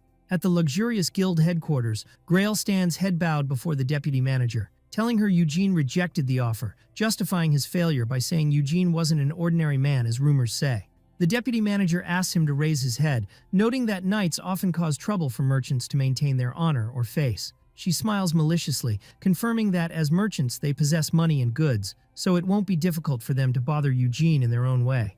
The deputy manager looks out the window towards Eugene standing in the street, describing him as a poor knight who doesn't even own a decent horse. She orders Grail to go and give Sir Eugene a gift, confirming it will be a gift so valuable that a broke knight like him cannot refuse. Back to Eugene, the boy Villied is shocked when Eugene asks him to stay and sell materials. Eugene confirms his order strictly, asking him to continue selling monster materials he brings to this man, Belmore. Villied asks with sadness and confusion why he must stay behind again. He wonders if it's because of his lack of skill needed to follow Sir Eugene, expressing readiness to start sword training immediately. Eugene interrupts him with a direct question about the role of a squire. Villied answers enthusiastically that his role is helping the knight he serves in combat and daily life, and Eugene agrees. Eugene explains to him calmly with a meaningful look that his job now is helping Eugene in his daily life as his squire, meaning completing commercial tasks. Eugene defines the task clearly to his follower Villied, ordering him to sell materials he brought from battle to raise necessary funds, and asks him to discuss details with merchant Belmore, who will teach him the basics of business. Eugene leaves, telling him Belmore will be a good teacher for him in this field. Villied realizes deep down the truth that without Sir Eugene he would have been dead long ago, so complaining about a simple task like this would be shameful. Eugene notices the boy's thinking, so he offers him an extra incentive, promising that once some money is collected, he will seriously consider teaching him sword arts. Eugene adds with a look towards him that the time will come someday when Villied will help him in his battles as his true squire. Villied's eyes shine with enthusiasm and gratitude, and he places his hand on his chest, announcing his acceptance of Sir Eugene's order with all sincerity. Eugene leaves the shop afterwards, but finds himself completely broke after buying minimal equipment, wondering in amazement how money disappears so quickly. The fairy Mirian flies around him grumbling, complaining her wallet became empty, making her heart feel empty too, and asks him urgently if they can earn money again quickly. Eugene stops suddenly in front of a display window, staring at a shiny armor.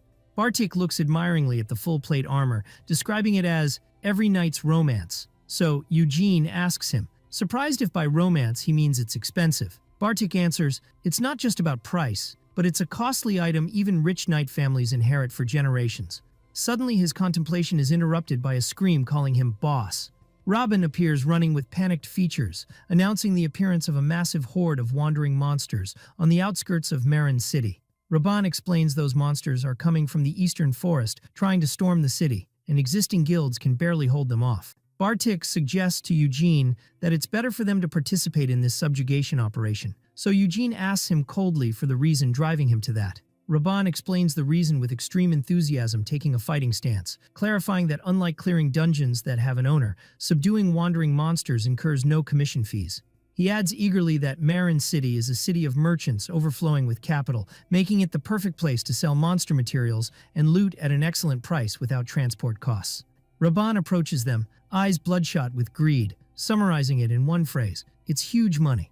Eugene's features change immediately upon hearing the word money, and he issues his order to move immediately without hesitation. As they are about to leave, someone blocks their way screaming, asking them to wait, turning out to be Secretary Grail. Grail stands panting heavily beside a horse, asking tiredly why everyone is running so fast. Grail announces proudly he came to deliver a warhorse as a gift sent by the deputy manager personally. Grail showcases the horse's amazing specifications, pointing to its silky black fur and dense muscles that look sculpted, confirming it's a thoroughbred steed of high lineage. Eugene is surprised, wondering if the deputy manager sent this specifically for him. Grail notices that scary look in Eugene's eyes again, so he steps back in fear, confirming stammeringly they want nothing in return. Eugene ignores the secretary's tension and strides towards the horse, while Grail tries to emphasize the gift is just a simple token of their sincere intentions. Eugene mounts the steed gracefully and asks Grail to convey his thanks to his mistress, while the secretary looks at him in amazement. Eugene takes off on the horse with tremendous speed, while Miriam screams with overwhelming happiness, inviting him to go collect money. Robin and Bartik stand stunned by the horse's speed, and Robin wonders what they should do now that the leader beat them to it. Bartik screams at Robin, ordering him to run and catch up, while Grail remains standing in place, watching their departure silently. In the forest located on the eastern outskirts of Marin City, a bloody battle rages between humans and a group of savage goblins. Suddenly, the sound of horse hooves pierces the forest's silence as Eugene appears riding his new black steed, trampling goblins in his path mercilessly. Eugene wields his sword with high skill, severing heads of monsters blocking his way, while blood scatters everywhere announcing his arrival.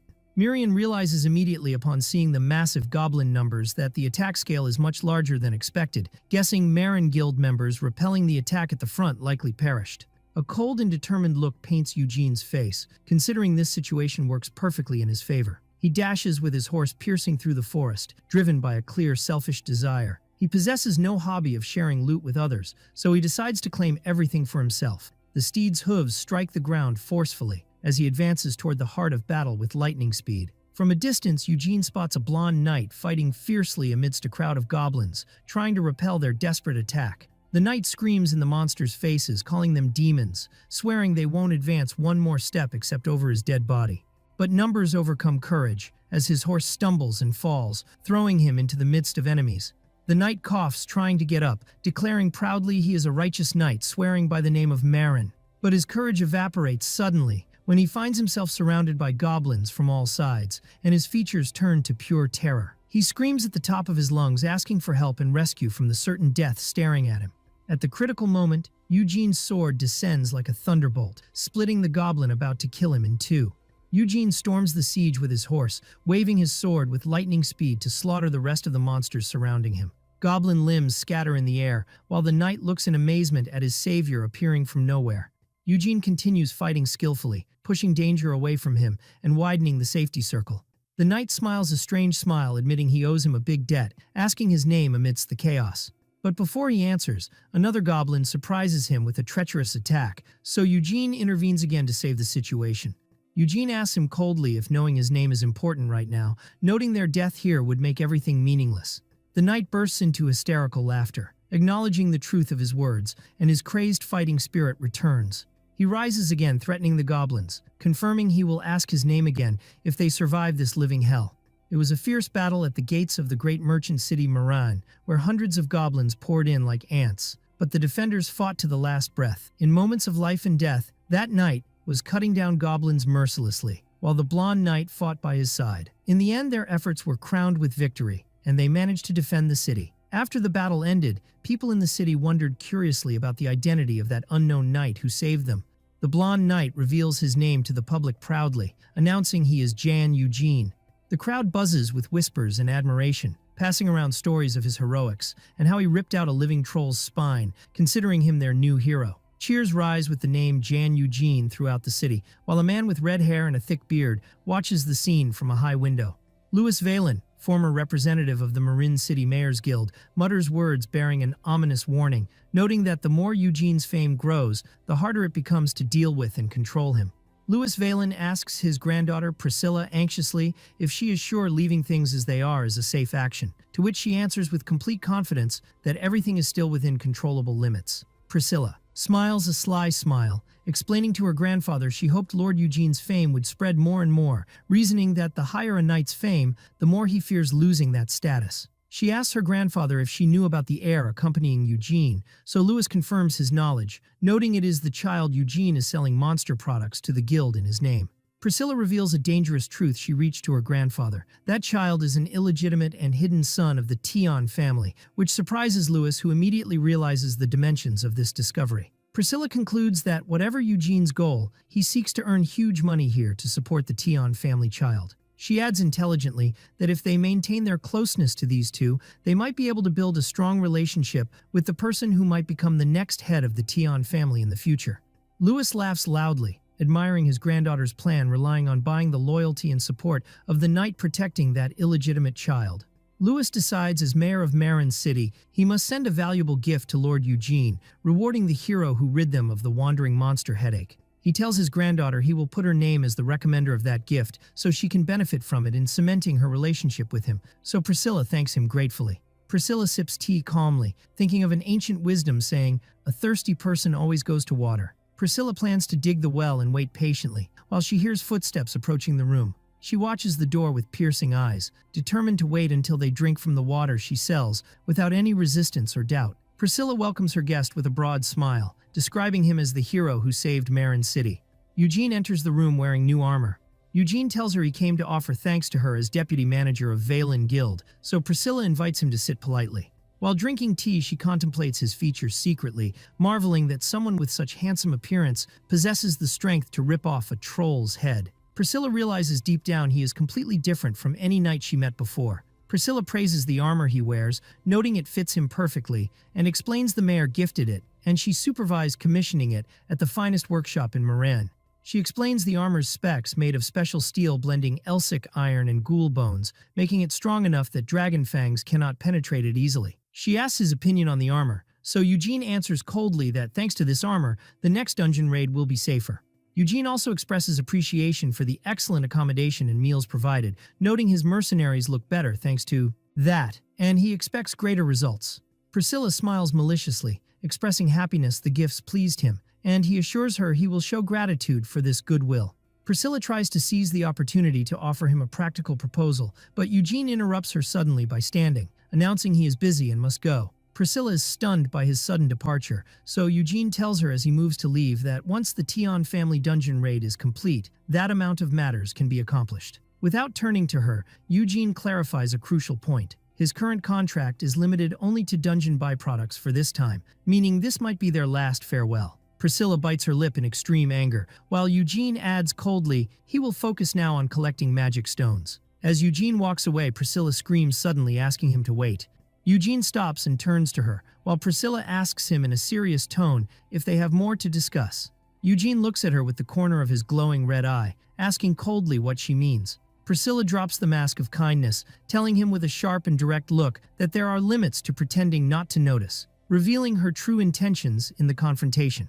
Priscilla lists the lavish gifts she has bestowed: the most expensive full-plate armor in Marin, a purebred warhorse, luxury hotel stays, and gourmet meals for the mercenaries, pointing out that the dungeon byproducts Eugene sold to the guild don't even cover half the cost. She fixes him with a sharp glare, asking if he never learned as a child that everything has a price, implying that he is deeply in their debt. She continues to press him, questioning if he is an impudent knight with no sense of honor. Who wouldn't care if the citizens of Marin, who now deify him, discovered he was merely exploiting the situation? She mockingly calls him the hero of Marin, Lord Eugene, while he shoots her a cold, dark side-eye. Priscilla challenges him, asking if he simply plans to take everything and leave, daring him to talk his way out of this if he can. But Eugene's reaction defies all her expectations. He lets out a terrifying, mocking smile, describing her attempt as amusing.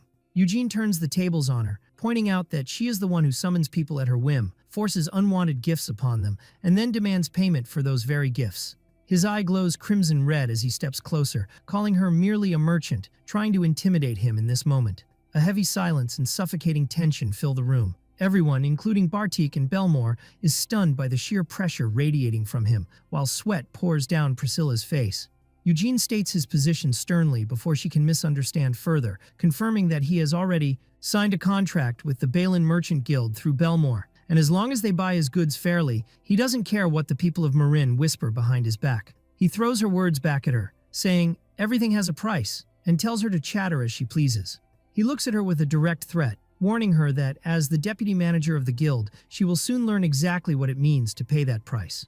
Eugene continues his verbal assault, remarking that her actions make it seem as if the Balin Guild is conspiring with the city of Marin to trap the knight who saved them. He delivers a final threat. If this persists, he doubts any knight will bother to step up the next time Marin faces danger, declaring that he is finished here and leaving. Bartik intervenes with a sly smile, apologizing to the deputy manager with mock regret for the turn of events. Priscilla realizes the gravity of her mistake, thinking that if she had approached this differently, they could have built a powerful partnership. Belmore looks at her nervously, and she realizes she has completely lost control of the situation. Just before Eugene exits the room, Priscilla calls out to him with a trembling voice, begging him to wait. Priscilla bows deeply, hand over her heart, admitting she acted insolently and offering her deepest apologies to Sir Eugene. She acknowledges that her greed for influence over him blinded her judgment, expressing sincere remorse for her lack of respect and asking for a fresh start. She offers a compromise: keep the contract with Belmore as is, with one added clause ensuring the concerns Sir Eugene carries will never manifest. Priscilla contemplates Eugene secretly, realizing she has seen many knights crawl on their bellies the moment someone dangles luxury sponsorship before them. Most chase money and fame like fools, but she is certain this man is entirely different. He is far too dangerous to toy with. Her instincts as a merchant tell her she cannot afford to lose him, no matter what happens. Eugene stops and looks at her, telling her he can at least listen to what she has to say. However, he casts a sharp, warning glance, conditioning that whatever she says must be worth his time. Priscilla smiles gratefully, thanking him for showing mercy and granting her another chance. Later, Eugene appears riding his new horse while the fairy Miriam flies around him, admiring his look and saying that even if it's just for show, he looks magnificent. Miriam fawns over her master, calling him the greatest in the world, while Bartik remarks with a broad smile that Eugene has secured an excellent contract. Eugene agrees, while Bartik points out that the Balin Merchant Guild runs a massive operation that cannot be ignored, with headquarters in Marin and hundreds of branches across the Roman Empire. Bartik points to a map, explaining that trading with nobles who rule demonic realms, like the Tion family, is of vital importance. He adds admiringly that a merchant guild of this size, offering unrestricted access to any dungeon or maze connected to their branches, is an extraordinary proposal, honestly considering this offer far better than official support from a noble family. Bartik praises Eugene's negotiation skills as incredible, but Eugene replies with an annoyed expression that the funny thing is, he only said all that earlier because he was irritated by the situation. Their conversation is cut off by someone appearing before them. A coarse voice mocks Eugene and his new armor, asking if wearing shiny plates makes one a knight. A massive, bald mercenary appears, sneering at Eugene's pretty face and doubting his ability to hold a sword correctly. Eugene looks at him with cold contempt, while Miriam describes him as a man who looks like a potato talking nonsense. Kamara appears at that moment, welcoming their perfectly timed arrival. Eugene calls him Lord Tion, but Kamara modestly asks him to speak freely as before, noting the significant change in Eugene in such a short time. Eugene asks about the current situation, and Kamara informs him that his brother has not backed down. Instead, he has hired new mercenaries, though Kamara feels something is suspicious this time. Eugene mentions the mercenaries his brother previously hired to kidnap Villied, who were a corrupt bunch. Eugene scrutinizes the new mercenaries, noting they reek of the same foul scent as their predecessors. Kamara formally asks Eugene to lead this dungeon raid as the commander. The bald mercenary rudely interrupts, directing his words to Kamara and asking if he will become the next leader if Eugene dies inside the dungeon. Kamara and the knights are stunned by this reckless talk. The mercenary justifies his insolence, saying he doesn't enjoy saying it, but they aren't on a picnic. The dungeon is a place where lives are cheaper than flies, so they must prepare for the worst.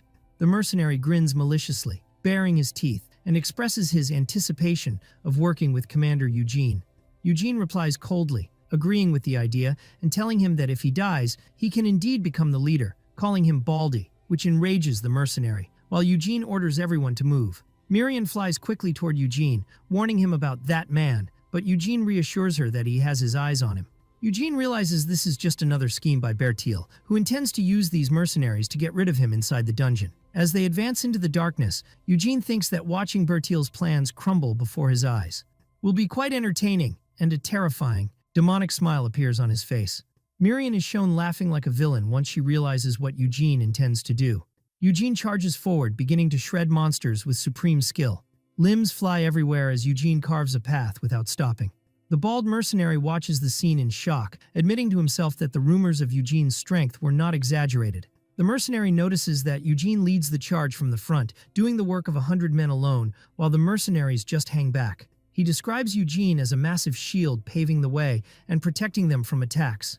The bald mercenary grinds his teeth in frustration, realizing he needs to wait for the right moment. He has a poison-coated blade where a single scratch would end Eugene's life, but he finds no gap in his defense. Eugene stops suddenly before a dark entrance, announcing that beyond this point, only mid-rank monsters appear, and he can no longer guarantee their safety, so let only those who wish to follow him do so. Eugene turns to them with a sharp look and a glowing eye, repeating his warning, Only follow him if they are confident in their ability to keep up. The bald mercenary shouts at his comrades, asking how they can stay behind while the commander goes alone, declaring to himself that this is his golden opportunity to execute his plan. The other mercenaries decide to follow him enthusiastically, while Bartik and Robin choose to stay back and monitor the situation carefully. Bartik notices that Sir Eugene seems to be planning something different this time. At that moment, Eugene remembers the last time he entered this dungeon with the powerful knight Galfredik, admitting to himself that it's not fun at all without him. He recalls the image of Galfredik as an exceptional leader, how he raised his soldiers' morale in critical moments and took the most dangerous tasks upon himself. Eugene thinks regretfully that if Galfredik were here, they might have cleared this dungeon even with this pathetic group of mercenaries. Eugene wonders curiously how Galfredik would have acted in a situation like this. Suddenly, Eugene stops the charade, coldly declaring that he will drop his clumsy acting now. He tells the mercenaries who followed him that if they want to die, they should proceed as they please. Mirian appears before them, causing the mercenaries to panic in shock, wondering what this creature is. Mirian unleashes a barrage of water magic attacks. The mercenaries scream at each other to dodge the lethal strikes. Chaos erupts as one screams that the monster is using magic, while cries of pain and confusion rise amidst the darkness and smoke. Amidst this hell, the bald mercenary screams at his comrade, calling him a fool and demanding he stop pushing before he accidentally cuts him with his sword. But Eugene begins killing the mercenaries one by one, while another mercenary screams that he can't see anything. The sounds of battle and the clashing of swords rise, and the bald leader screams at his men to counterattack. Suddenly, one of the mercenaries notices something terrifying, screaming and asking if that person is truly their ally. Screams of pain and horror rise. Someone screams that his leg has been severed. Eugene appears in the darkness, his eyes glowing crimson, slaughtering everyone indiscriminately, whether monster or human. The bald mercenary finds himself alone and surrounded. He tries to use a magic stone for light, cursing the darkness he didn't expect. He tries to pull his men together, screaming for them to stay together. But absolute silence is the only answer, which triggers his terror as he wonders in bewilderment why he can hear no sound. Eugene approaches the mercenary leader and asks him if he needs a little light. He addresses him coldly, saying he seems to be in trouble, and offering him a helping hand. Eugene asks him with terrifying sarcasm if he can see clearly now. The bald mercenary realizes the terrifying truth. He no longer knows who is the hunter and who is the prey in this place. He looks ahead in horror while Eugene smiles a savage smile, baring his fangs. The mercenary whispers a single word expressing his absolute terror. "You, monster." Later, Kamara bursts into Eugene's room eagerly, calling for him. Kamara asks in shock and disbelief if the news he heard is true. Kamara and his brother Bertil reach the site of the commotion, only to be surprised by the mercenary maverick lying on the ground in a pathetic state, covered in blood.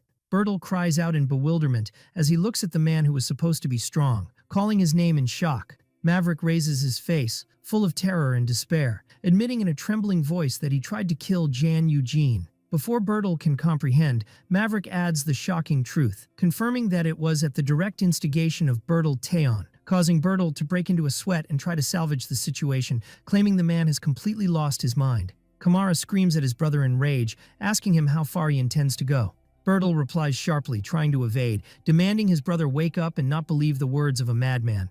Bertil approaches the prone Maverick with a clear, threatening look, ordering him to stop raving and speak clearly. At that moment, a terrifying internal struggle rages in Maverick's mind. His eyes glow a strange red as he wonders in horror how he dared to try and harm the master, revealing he is under the influence of magic or supernatural fear. Suddenly, Maverick screams that he is useless and deserves to die, then rushes toward the window amidst the shock of Bertil, who tries to stop him. Maverick throws himself from the heights. Maverick falls and is impaled by one of the statues. Kamara and the others look from the balcony in horror at Maverick's corpse.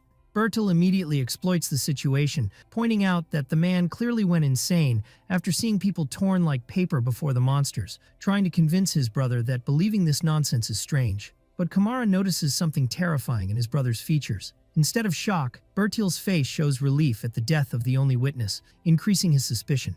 Bertil tries to turn the tables, directing his anger toward Eugene, accusing him of fabricating these delusions and ridiculous persecution against him, questioning his pride as a knight. Eugene intervenes with total coldness, interrupting Bertil's shouting, and asks with a sharp look if he is truly innocent on his honor as a knight. Bertil replies with tension and suppressed rage in the affirmative. Then Eugene plays his trump card, declaring that since Bertil is betting his honor and truth as a knight, he formally requests a trial by combat to settle the matter. Bertil is stunned and enraged by this sudden request that backs him into a corner. Soon rumors spread through the castle as the sun sets. Everyone talks about the trial by combat being held by the second young master in the front courtyard because of his hiring of an assassin. Maids and soldiers whisper about Bertil crossing the line this time, wondering who the target was.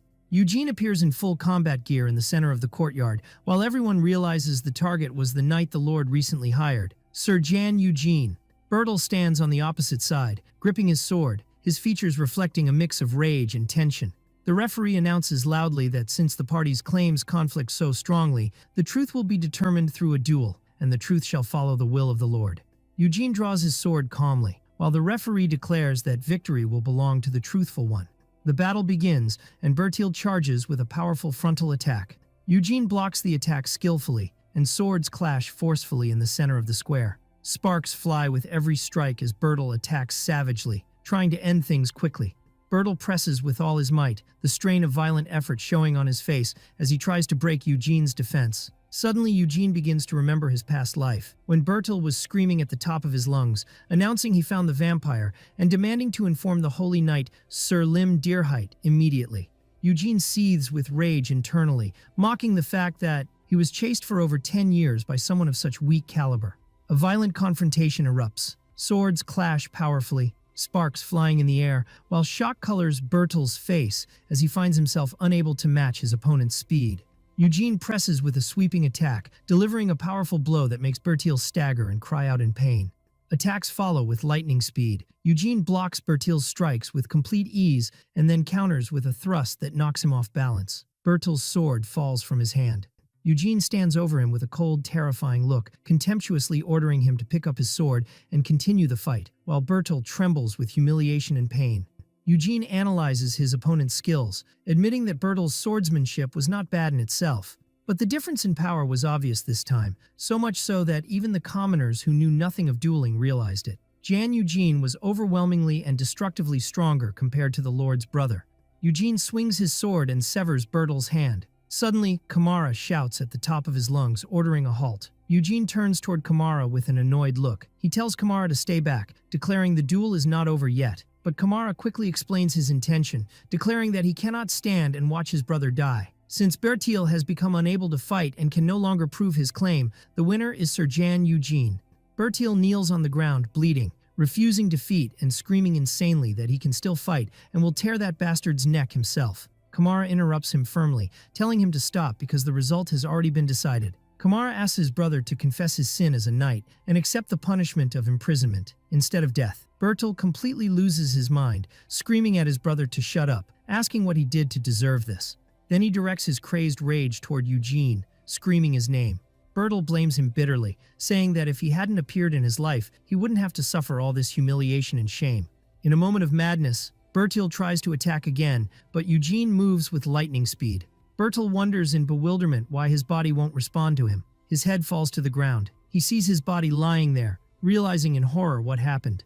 Eugene severed his neck with a single strike. He stands over him coldly, saying sharply that he should have seized the last chance his brother gave him. Eugene leaves the square, leaving behind the defeated Bertil amidst everyone's shock. Kamara looks sorrowfully at his brother lying on the ground, calling him a fool. Later, Eugene walks through the castle corridors, and Miriam asks him if what he did was a waste. Eugene asks what she means, and she clarifies she's talking about the mercenary Maverick, noting that he turned him into a thrall, vampire, and then simply got rid of him. Eugene explains that wasn't exactly the case. The man was mentally weak and couldn't handle the transformation properly. If he left him alive, it would have been easy to discover he had become a vampire. Eugene asserts that Maverick was just a convenient disposable tool to drag Bertil into a trial by combat. Eugene asks her coldly if she truly thinks he would spare the life of someone who bared fangs at him. Miriam remarks that this is expected of a vampire without blood or tears. Miriam argues that a vampire should possess countless slaves as a symbol of power, but Eugene briefly replies that he doesn't need them. So she mocks him, saying he understands nothing of style. Eugene opens the door slowly, thinking that turning weaklings into subordinates requires too much cleanup effort later, wishing there was at least one person he liked. He remembers one person who gained his admiration, and hears a voice inside the room wondering what happened to Galfredick. Eugene barges into the room where Priscilla is sitting with Belmore, and Priscilla asks Belmore about when Galfredik entered, so he answers her nervously that things are chaotic right now, but explains that 2 weeks have already passed. Belmore and Priscilla are shocked to see Eugene suddenly before them. Belmore warmly welcomes Sir Eugene, congratulating him on his success in subduing the dungeon this time as well, so Eugene returns the greeting curtly. Eugene gets straight to the point, asking anxiously about what happened to Sir Galfredik. Priscilla tells him with serious features that Galfredik participated 2 weeks ago in subduing a maze in Count Evergrow's territory. She adds the shocking news that he went missing alone inside that maze, and that they combed the entire mid-rank monster area but found no trace of him, suggesting one possibility. She concludes with regret that he was unable to return from the high-rank monster area.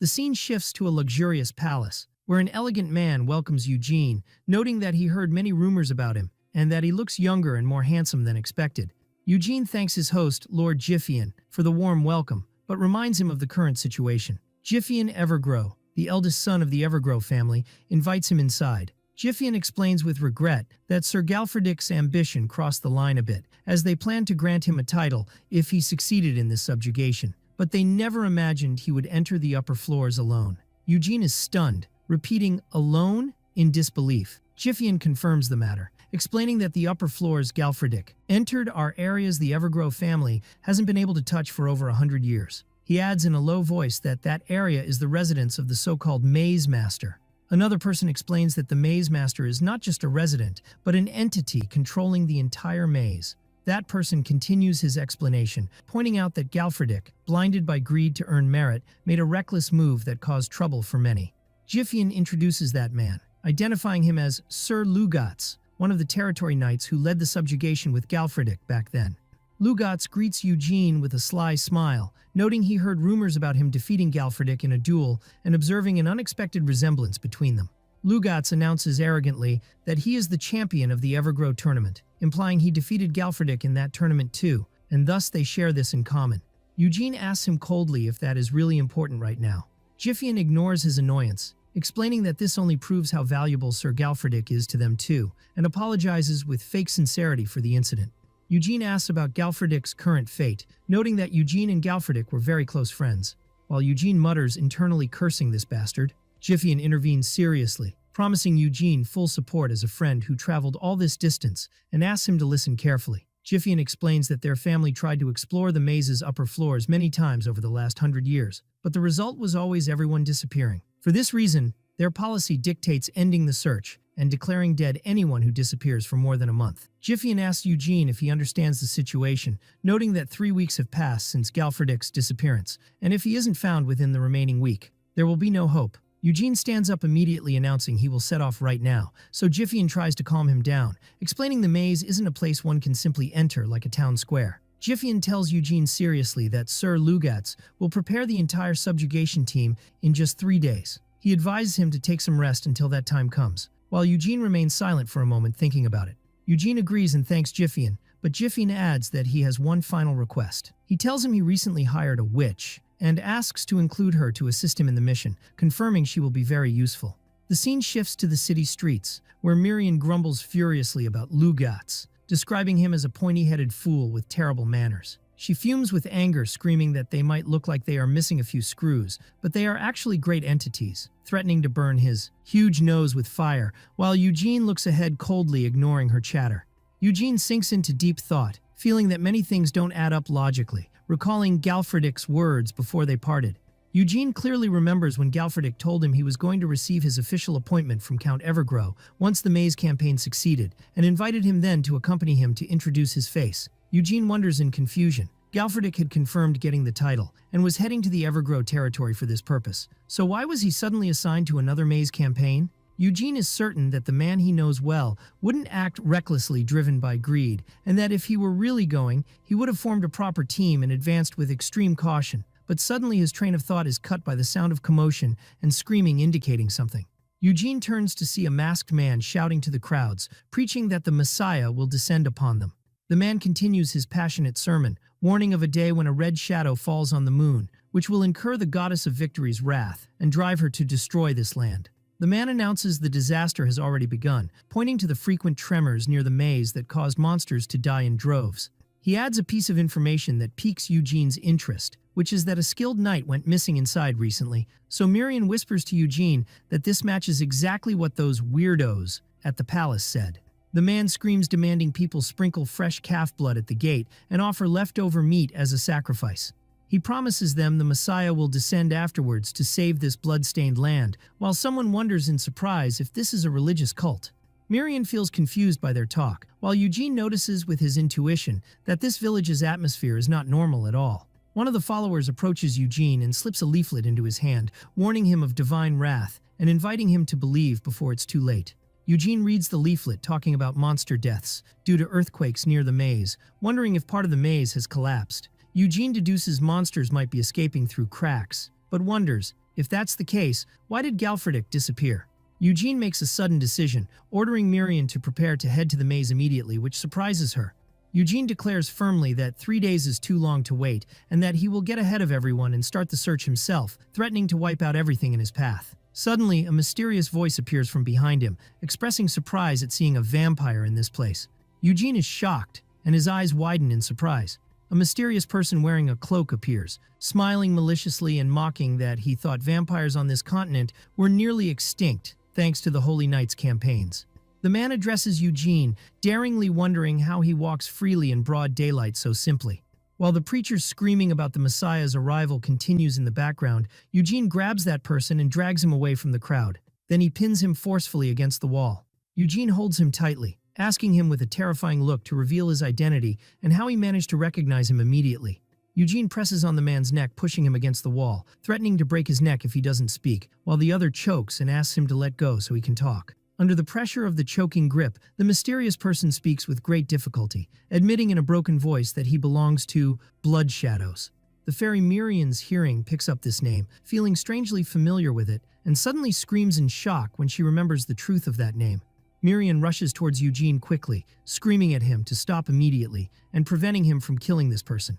Miriam tells him with a voice filled with panic that this person is a mage, which shocks Eugene. She explains quickly that these are Blood Shadows mages, a lineage that has served vampires for long generations, and while she is explaining, the mage loses consciousness completely from strangulation, so Miriam comments with regret that she passed out. Moments later, the witch regains consciousness and screams at Eugene in anger, scolding him for his direct attack without understanding, asking how she was supposed to answer while his hand was crushing her throat. Eugene apologizes, stammering with embarrassment, while Miriam defends him, pointing out that the witch was the one who spoke with an evil tone at first. The witch calms down a bit and introduces herself formally, revealing her name is Serenoa Serenoa. Serenoa explains she is from the Blood Shadows school, mages who serve vampires, and due to their nature, can sense vampires' presence immediately, expressing her honor to meet a descendant of the Dark Clans. She adds she was actually looking for him at young Master Jiffian's request, so Eugene realizes she is the witch Jiffian mentioned earlier. Serenoa continues saying Jiffian told her that Eugene and Sir Galfredick share a very deep bond, which annoys Eugene, who vows internally to sew Galfredick's mouth shut when he sees him. Serenoa reveals her real reason for being there, which is that she was also present during that exploration campaign. She tells him she was there the moment Sir Galfredick went missing, so Eugene asks her eagerly to tell him everything that happened. Serenoa starts telling the story, explaining she volunteered in Count Evergrow's campaign because she needed monster materials. She notes that Evergrow Maze is known for its danger, but since it was discovered 100 years ago and most areas were cleared except the upper floors, everyone felt relatively safe while advancing. But as they went deeper inside, the entire maze shook from a loud and sudden earthquake. Serenoa describes the moment of terror when the ground she stood on collapsed, and how she was on the verge of falling into the abyss. And at that critical moment, Sir Galfredick, who was guarding the rear, intervened, saving her only to fall instead of her. She remembers clearly his scream as he fell, calling her a fool and warning of the danger of the door down below, admitting she survived thanks to him. Serenoa explains that everyone, except her, believed the earthquake happened because Sir Galfredick opened the upper floor gate. And since she owes him her life, she felt it was her duty to at least tell his close friend Sir Eugene the truth. Serenoa admits she never imagined Eugene would be a vampire, making Jiffian's story seem inconsistent with reality. Eugene wonders to himself if Jiffian lied to him, or if the story was distorted in the middle. Serenoa interrupts his thoughts with terrifying additional information, telling him she saw something down there. She reveals she saw a huge eye in the abyssal depths where Galfredick fell. Eugene is stunned, wondering what that eye was, so Serenoa confirms what she saw. Serenoa reminds him of the leaflets the strange cult followers were distributing in the square earlier. She points out that the eye she saw in the maze looks exactly like the drawing on that leaflet, while cult followers are shown performing their rituals. In a horrific closing scene, the priest screams demanding blood and meat as offerings, while a person is sacrificed on the altar to welcome the Savior they claim will lead them to salvation. In the pitch darkness, a man's face appears smiling evilly, muttering mysterious words, suggesting something will rise and ascend soon. In broad daylight, the square bustles with movement and activity as workers move food supply barrels, while someone announces preparations are complete and mercenary volunteers and Templar knights have gathered, confirming readiness for immediate deployment. Eugene stands amidst the alert crowds in front of the huge maze gate, and Lugatz asks him if he is excited about the idea of meeting his close friend. He expresses hope they won't end up carrying his friend's corpse back, but Eugene corrects him, confirming that Galfredik is not the type to die easily. Suddenly, Lugatz laughs loudly, shouting that Sir Galfredik is a very reliable person. Eugene thinks to himself that if it were up to him, he would have entered this maze a long time ago. But deep down, while recalling the image of the mysterious eye symbol, Eugene realizes Galfredik's disappearance wasn't just a simple accident, deciding he must watch this man closely. Eugene recalls his memories with Galfredik, telling himself his friend lasted 3 weeks, so surely he can last another 3 days. His train of thought is cut off by the appearance of a group of masked men greeting him respectfully, which surprises him. The men introduce themselves as Templar knights from the monastery belonging to Evergrow territory, expressing their great honor to be with a pious and devout knight like Sir Eugene. Their leader continues praising, noting they were deeply touched by his readiness to face danger for a friend, and invites him to fight together in the name of God, while Miriam whispers with stinging sarcasm at the idea of describing a vampire as pious. So Eugene answers them coldly, asking them to do their best. As Eugene walks away, Lugatz comments sarcastically on the situation, noting it's rare for Templar knights, who follow God's orders, to care about an ordinary knight. Lugatz takes the opportunity to joke, suggesting he change his class later to Holy Knight, so Eugene imagines with sarcasm the title Vampire Holy Knight. Eugene's look changes to seriousness. Then he calls his mercenary captain, Bartik, to give him some quick instructions. Inside the maze, commanders issue orders to soldiers to wait a bit, drink water, then return to positions without lowering defenses. Miriam flies in awe around the internal waterfalls, describing the place as stunning and full of water energy, while Eugene watches the place silently. Eugene analyzes the surrounding environment, noting it is clearly an artificially made space, unlike natural dungeons, making survival possible therein, with few monsters present. Eugene thinks about the possibility of the worst happening, deducing that one could indeed hide and survive for a long time in a maze like this. Lugatz turns to Eugene, commenting smartly that this place seems perfect for evil things to lurk and thrive, asking him his opinion. Lugatz ignores his response and praises Eugene's skills, noting not a single person died on their way here, so Eugene asks him directly about the remaining distance to where Galfredik was lost. Lugatz smiles suspiciously, asking Eugene not to be impatient, reminding him he said he trusts Galfredik, while Eugene and Miriam shoot him sharp looks. Lugatz adds with overconfidence that the person Eugene should trust now is him himself, claiming the Evergrow family has already uncovered every trap in this maze. Eugene smiles with clear sarcasm, commenting that despite this claim, people seem to die every time, and Lugatz chuckles faintly and wickedly. His eyes shine with a demonic look as he finishes his sentence, describing those deaths as a sacrifice offered in hopes of passing safely.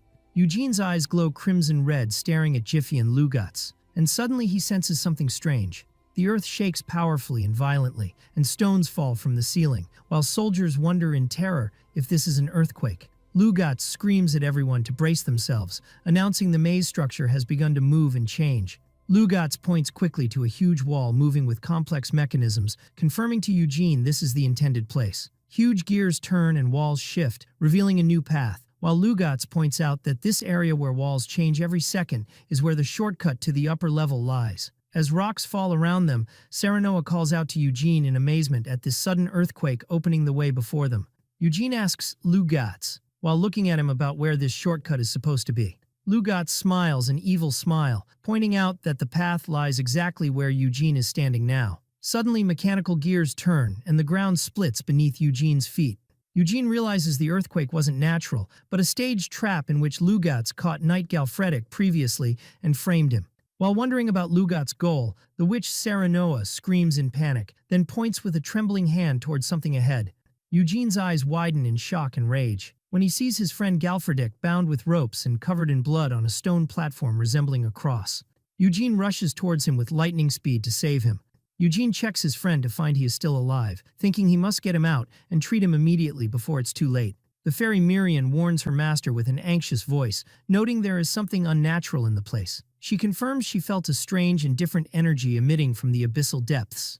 A strong, sudden wind blows, so Serenoa wonders about its source. Suddenly, two glowing eyes shine in the pitch darkness. A huge monster appears surrounded by a terrifying purple aura, its steps shaking the place. Serenoa is terrified, realizing it's a minotaur, asking in bewilderment how such a monster is here, while Eugene orders her firmly to protect Galfredik, and Eugene rushes towards the monster. Eugene uses flying rocks to reach the huge monster's head. But when Eugene aims his strike, the monster uses a thunderous attack, launching Eugene away. Eugene flies through the air affected by the blow's power and falls violently in pain. The Minotaur stands tall, its weapon radiating dark energy, ready to destroy them. Eugene clings to the wall, watching the monster's movements cautiously. The Minotaur aims a crushing blow towards where the bound Galfredik is. Eugene rushes madly to save his friend before the attack crushes him. He reaches out screaming Galfredik's name in a desperate attempt to reach him. Suddenly, a magic barrier appears, cutting off his path, which enrages Eugene, who wonders about this madness. Serenoa stands behind the barrier, screaming that this is a very high-rank minotaur, even among advanced monsters. She asserts with a desperate scream that even a vampire will die if he faces it this way.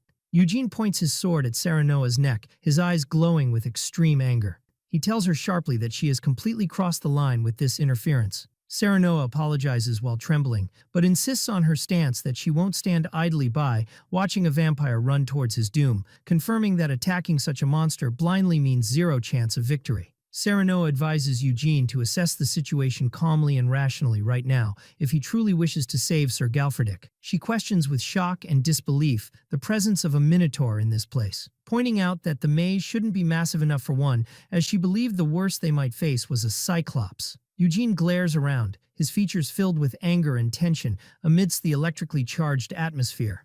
Lugatz suddenly intervenes with a sarcastic comment, feigning surprise at the witch's ability to use earth magic. He continues his provocative speech directed at Eugene, calling him an eccentric who only knows how to create chimeras, and mockingly pointing out that he barely survived before thanks to Sir Galfredik. Eugene shoots him a sharp look filled with menace, whispering his name with suppressed rage. Lugatz reveals his malicious intentions, claiming that Eugene didn't actually want to save his friend, hinting that events moved too quickly last time, all while his followers surround him. Eugene realizes the shocking truth, confirming that Lugatz is the bastard responsible for Galfredik's deterioration and his current miserable state. Lugatz admits with cold provocation that he arranged this meeting specifically because he felt Eugene missed his close friends so much. Lugatz lays a hand on Eugene, calling him incredibly rude, unlike what he had heard. But Eugene catches him off guard, gripping his hand with sudden force and ripping the glove off. Serenoa notices the strange energy, and Eugene immediately realizes that the monstrous strength Lugatz displayed does not belong to him. Serenoa warns Eugene loudly that the mark on Lugatz's hand is magic that allows for the transfer of power. Serenoa explains that this magic was originally used to transfer power between humans, but became completely forbidden after people began transferring powers from non-human entities. Lugatz mocks the term forbidden magic, considering it merely a cowardly play on words invented by those who wish to hoard power for themselves. He arrogantly declares that they are the chosen ones who will survive when despair befalls the world. Eugene understands the matter clearly, deducing that Lugatz borrowed someone else's power to defeat Galfredik, then boasted about it before him as if it were his own skill. Eugene's eyes gleam with rage, vowing to teach Lugatz his true place and standing. Eugene rushes in with a lightning-fast attack, and the forces collide, causing a thunderous explosion of energy. Serenoa is terrified by the immense power being emitted, wondering in astonishment if an ordinary vampire could release this kind of energy. Lugatz smiles with savage confidence, announcing that hiding his power wasn't a bad move, while delivering a powerful blow. Eugene takes the hit in utter shock, unable to believe what is happening to him. Lugatz triggers one of the traps, confirming that he has no intention of holding back his power or retreating in this battle. Serenoa screams in panic as the floor collapses around them. Lugatz shouts as the place crumbles, pointing out that he already told them all the traps in this maze are known to him. Lugatz smiles maliciously as he looks down at Eugene amidst the destruction, ordering him to fall quietly. Eugene screams Serenoa's name, so she creates a barrier which he uses to jump off. Eugene ascends with supernatural speed to reach Lugat's. Eugene appears directly in front of Lugat's face, breaking through the wall closing in front of him, which strikes terror into the latter. Eugene points his sword at Lugat's face, who utters his name in total stunned silence.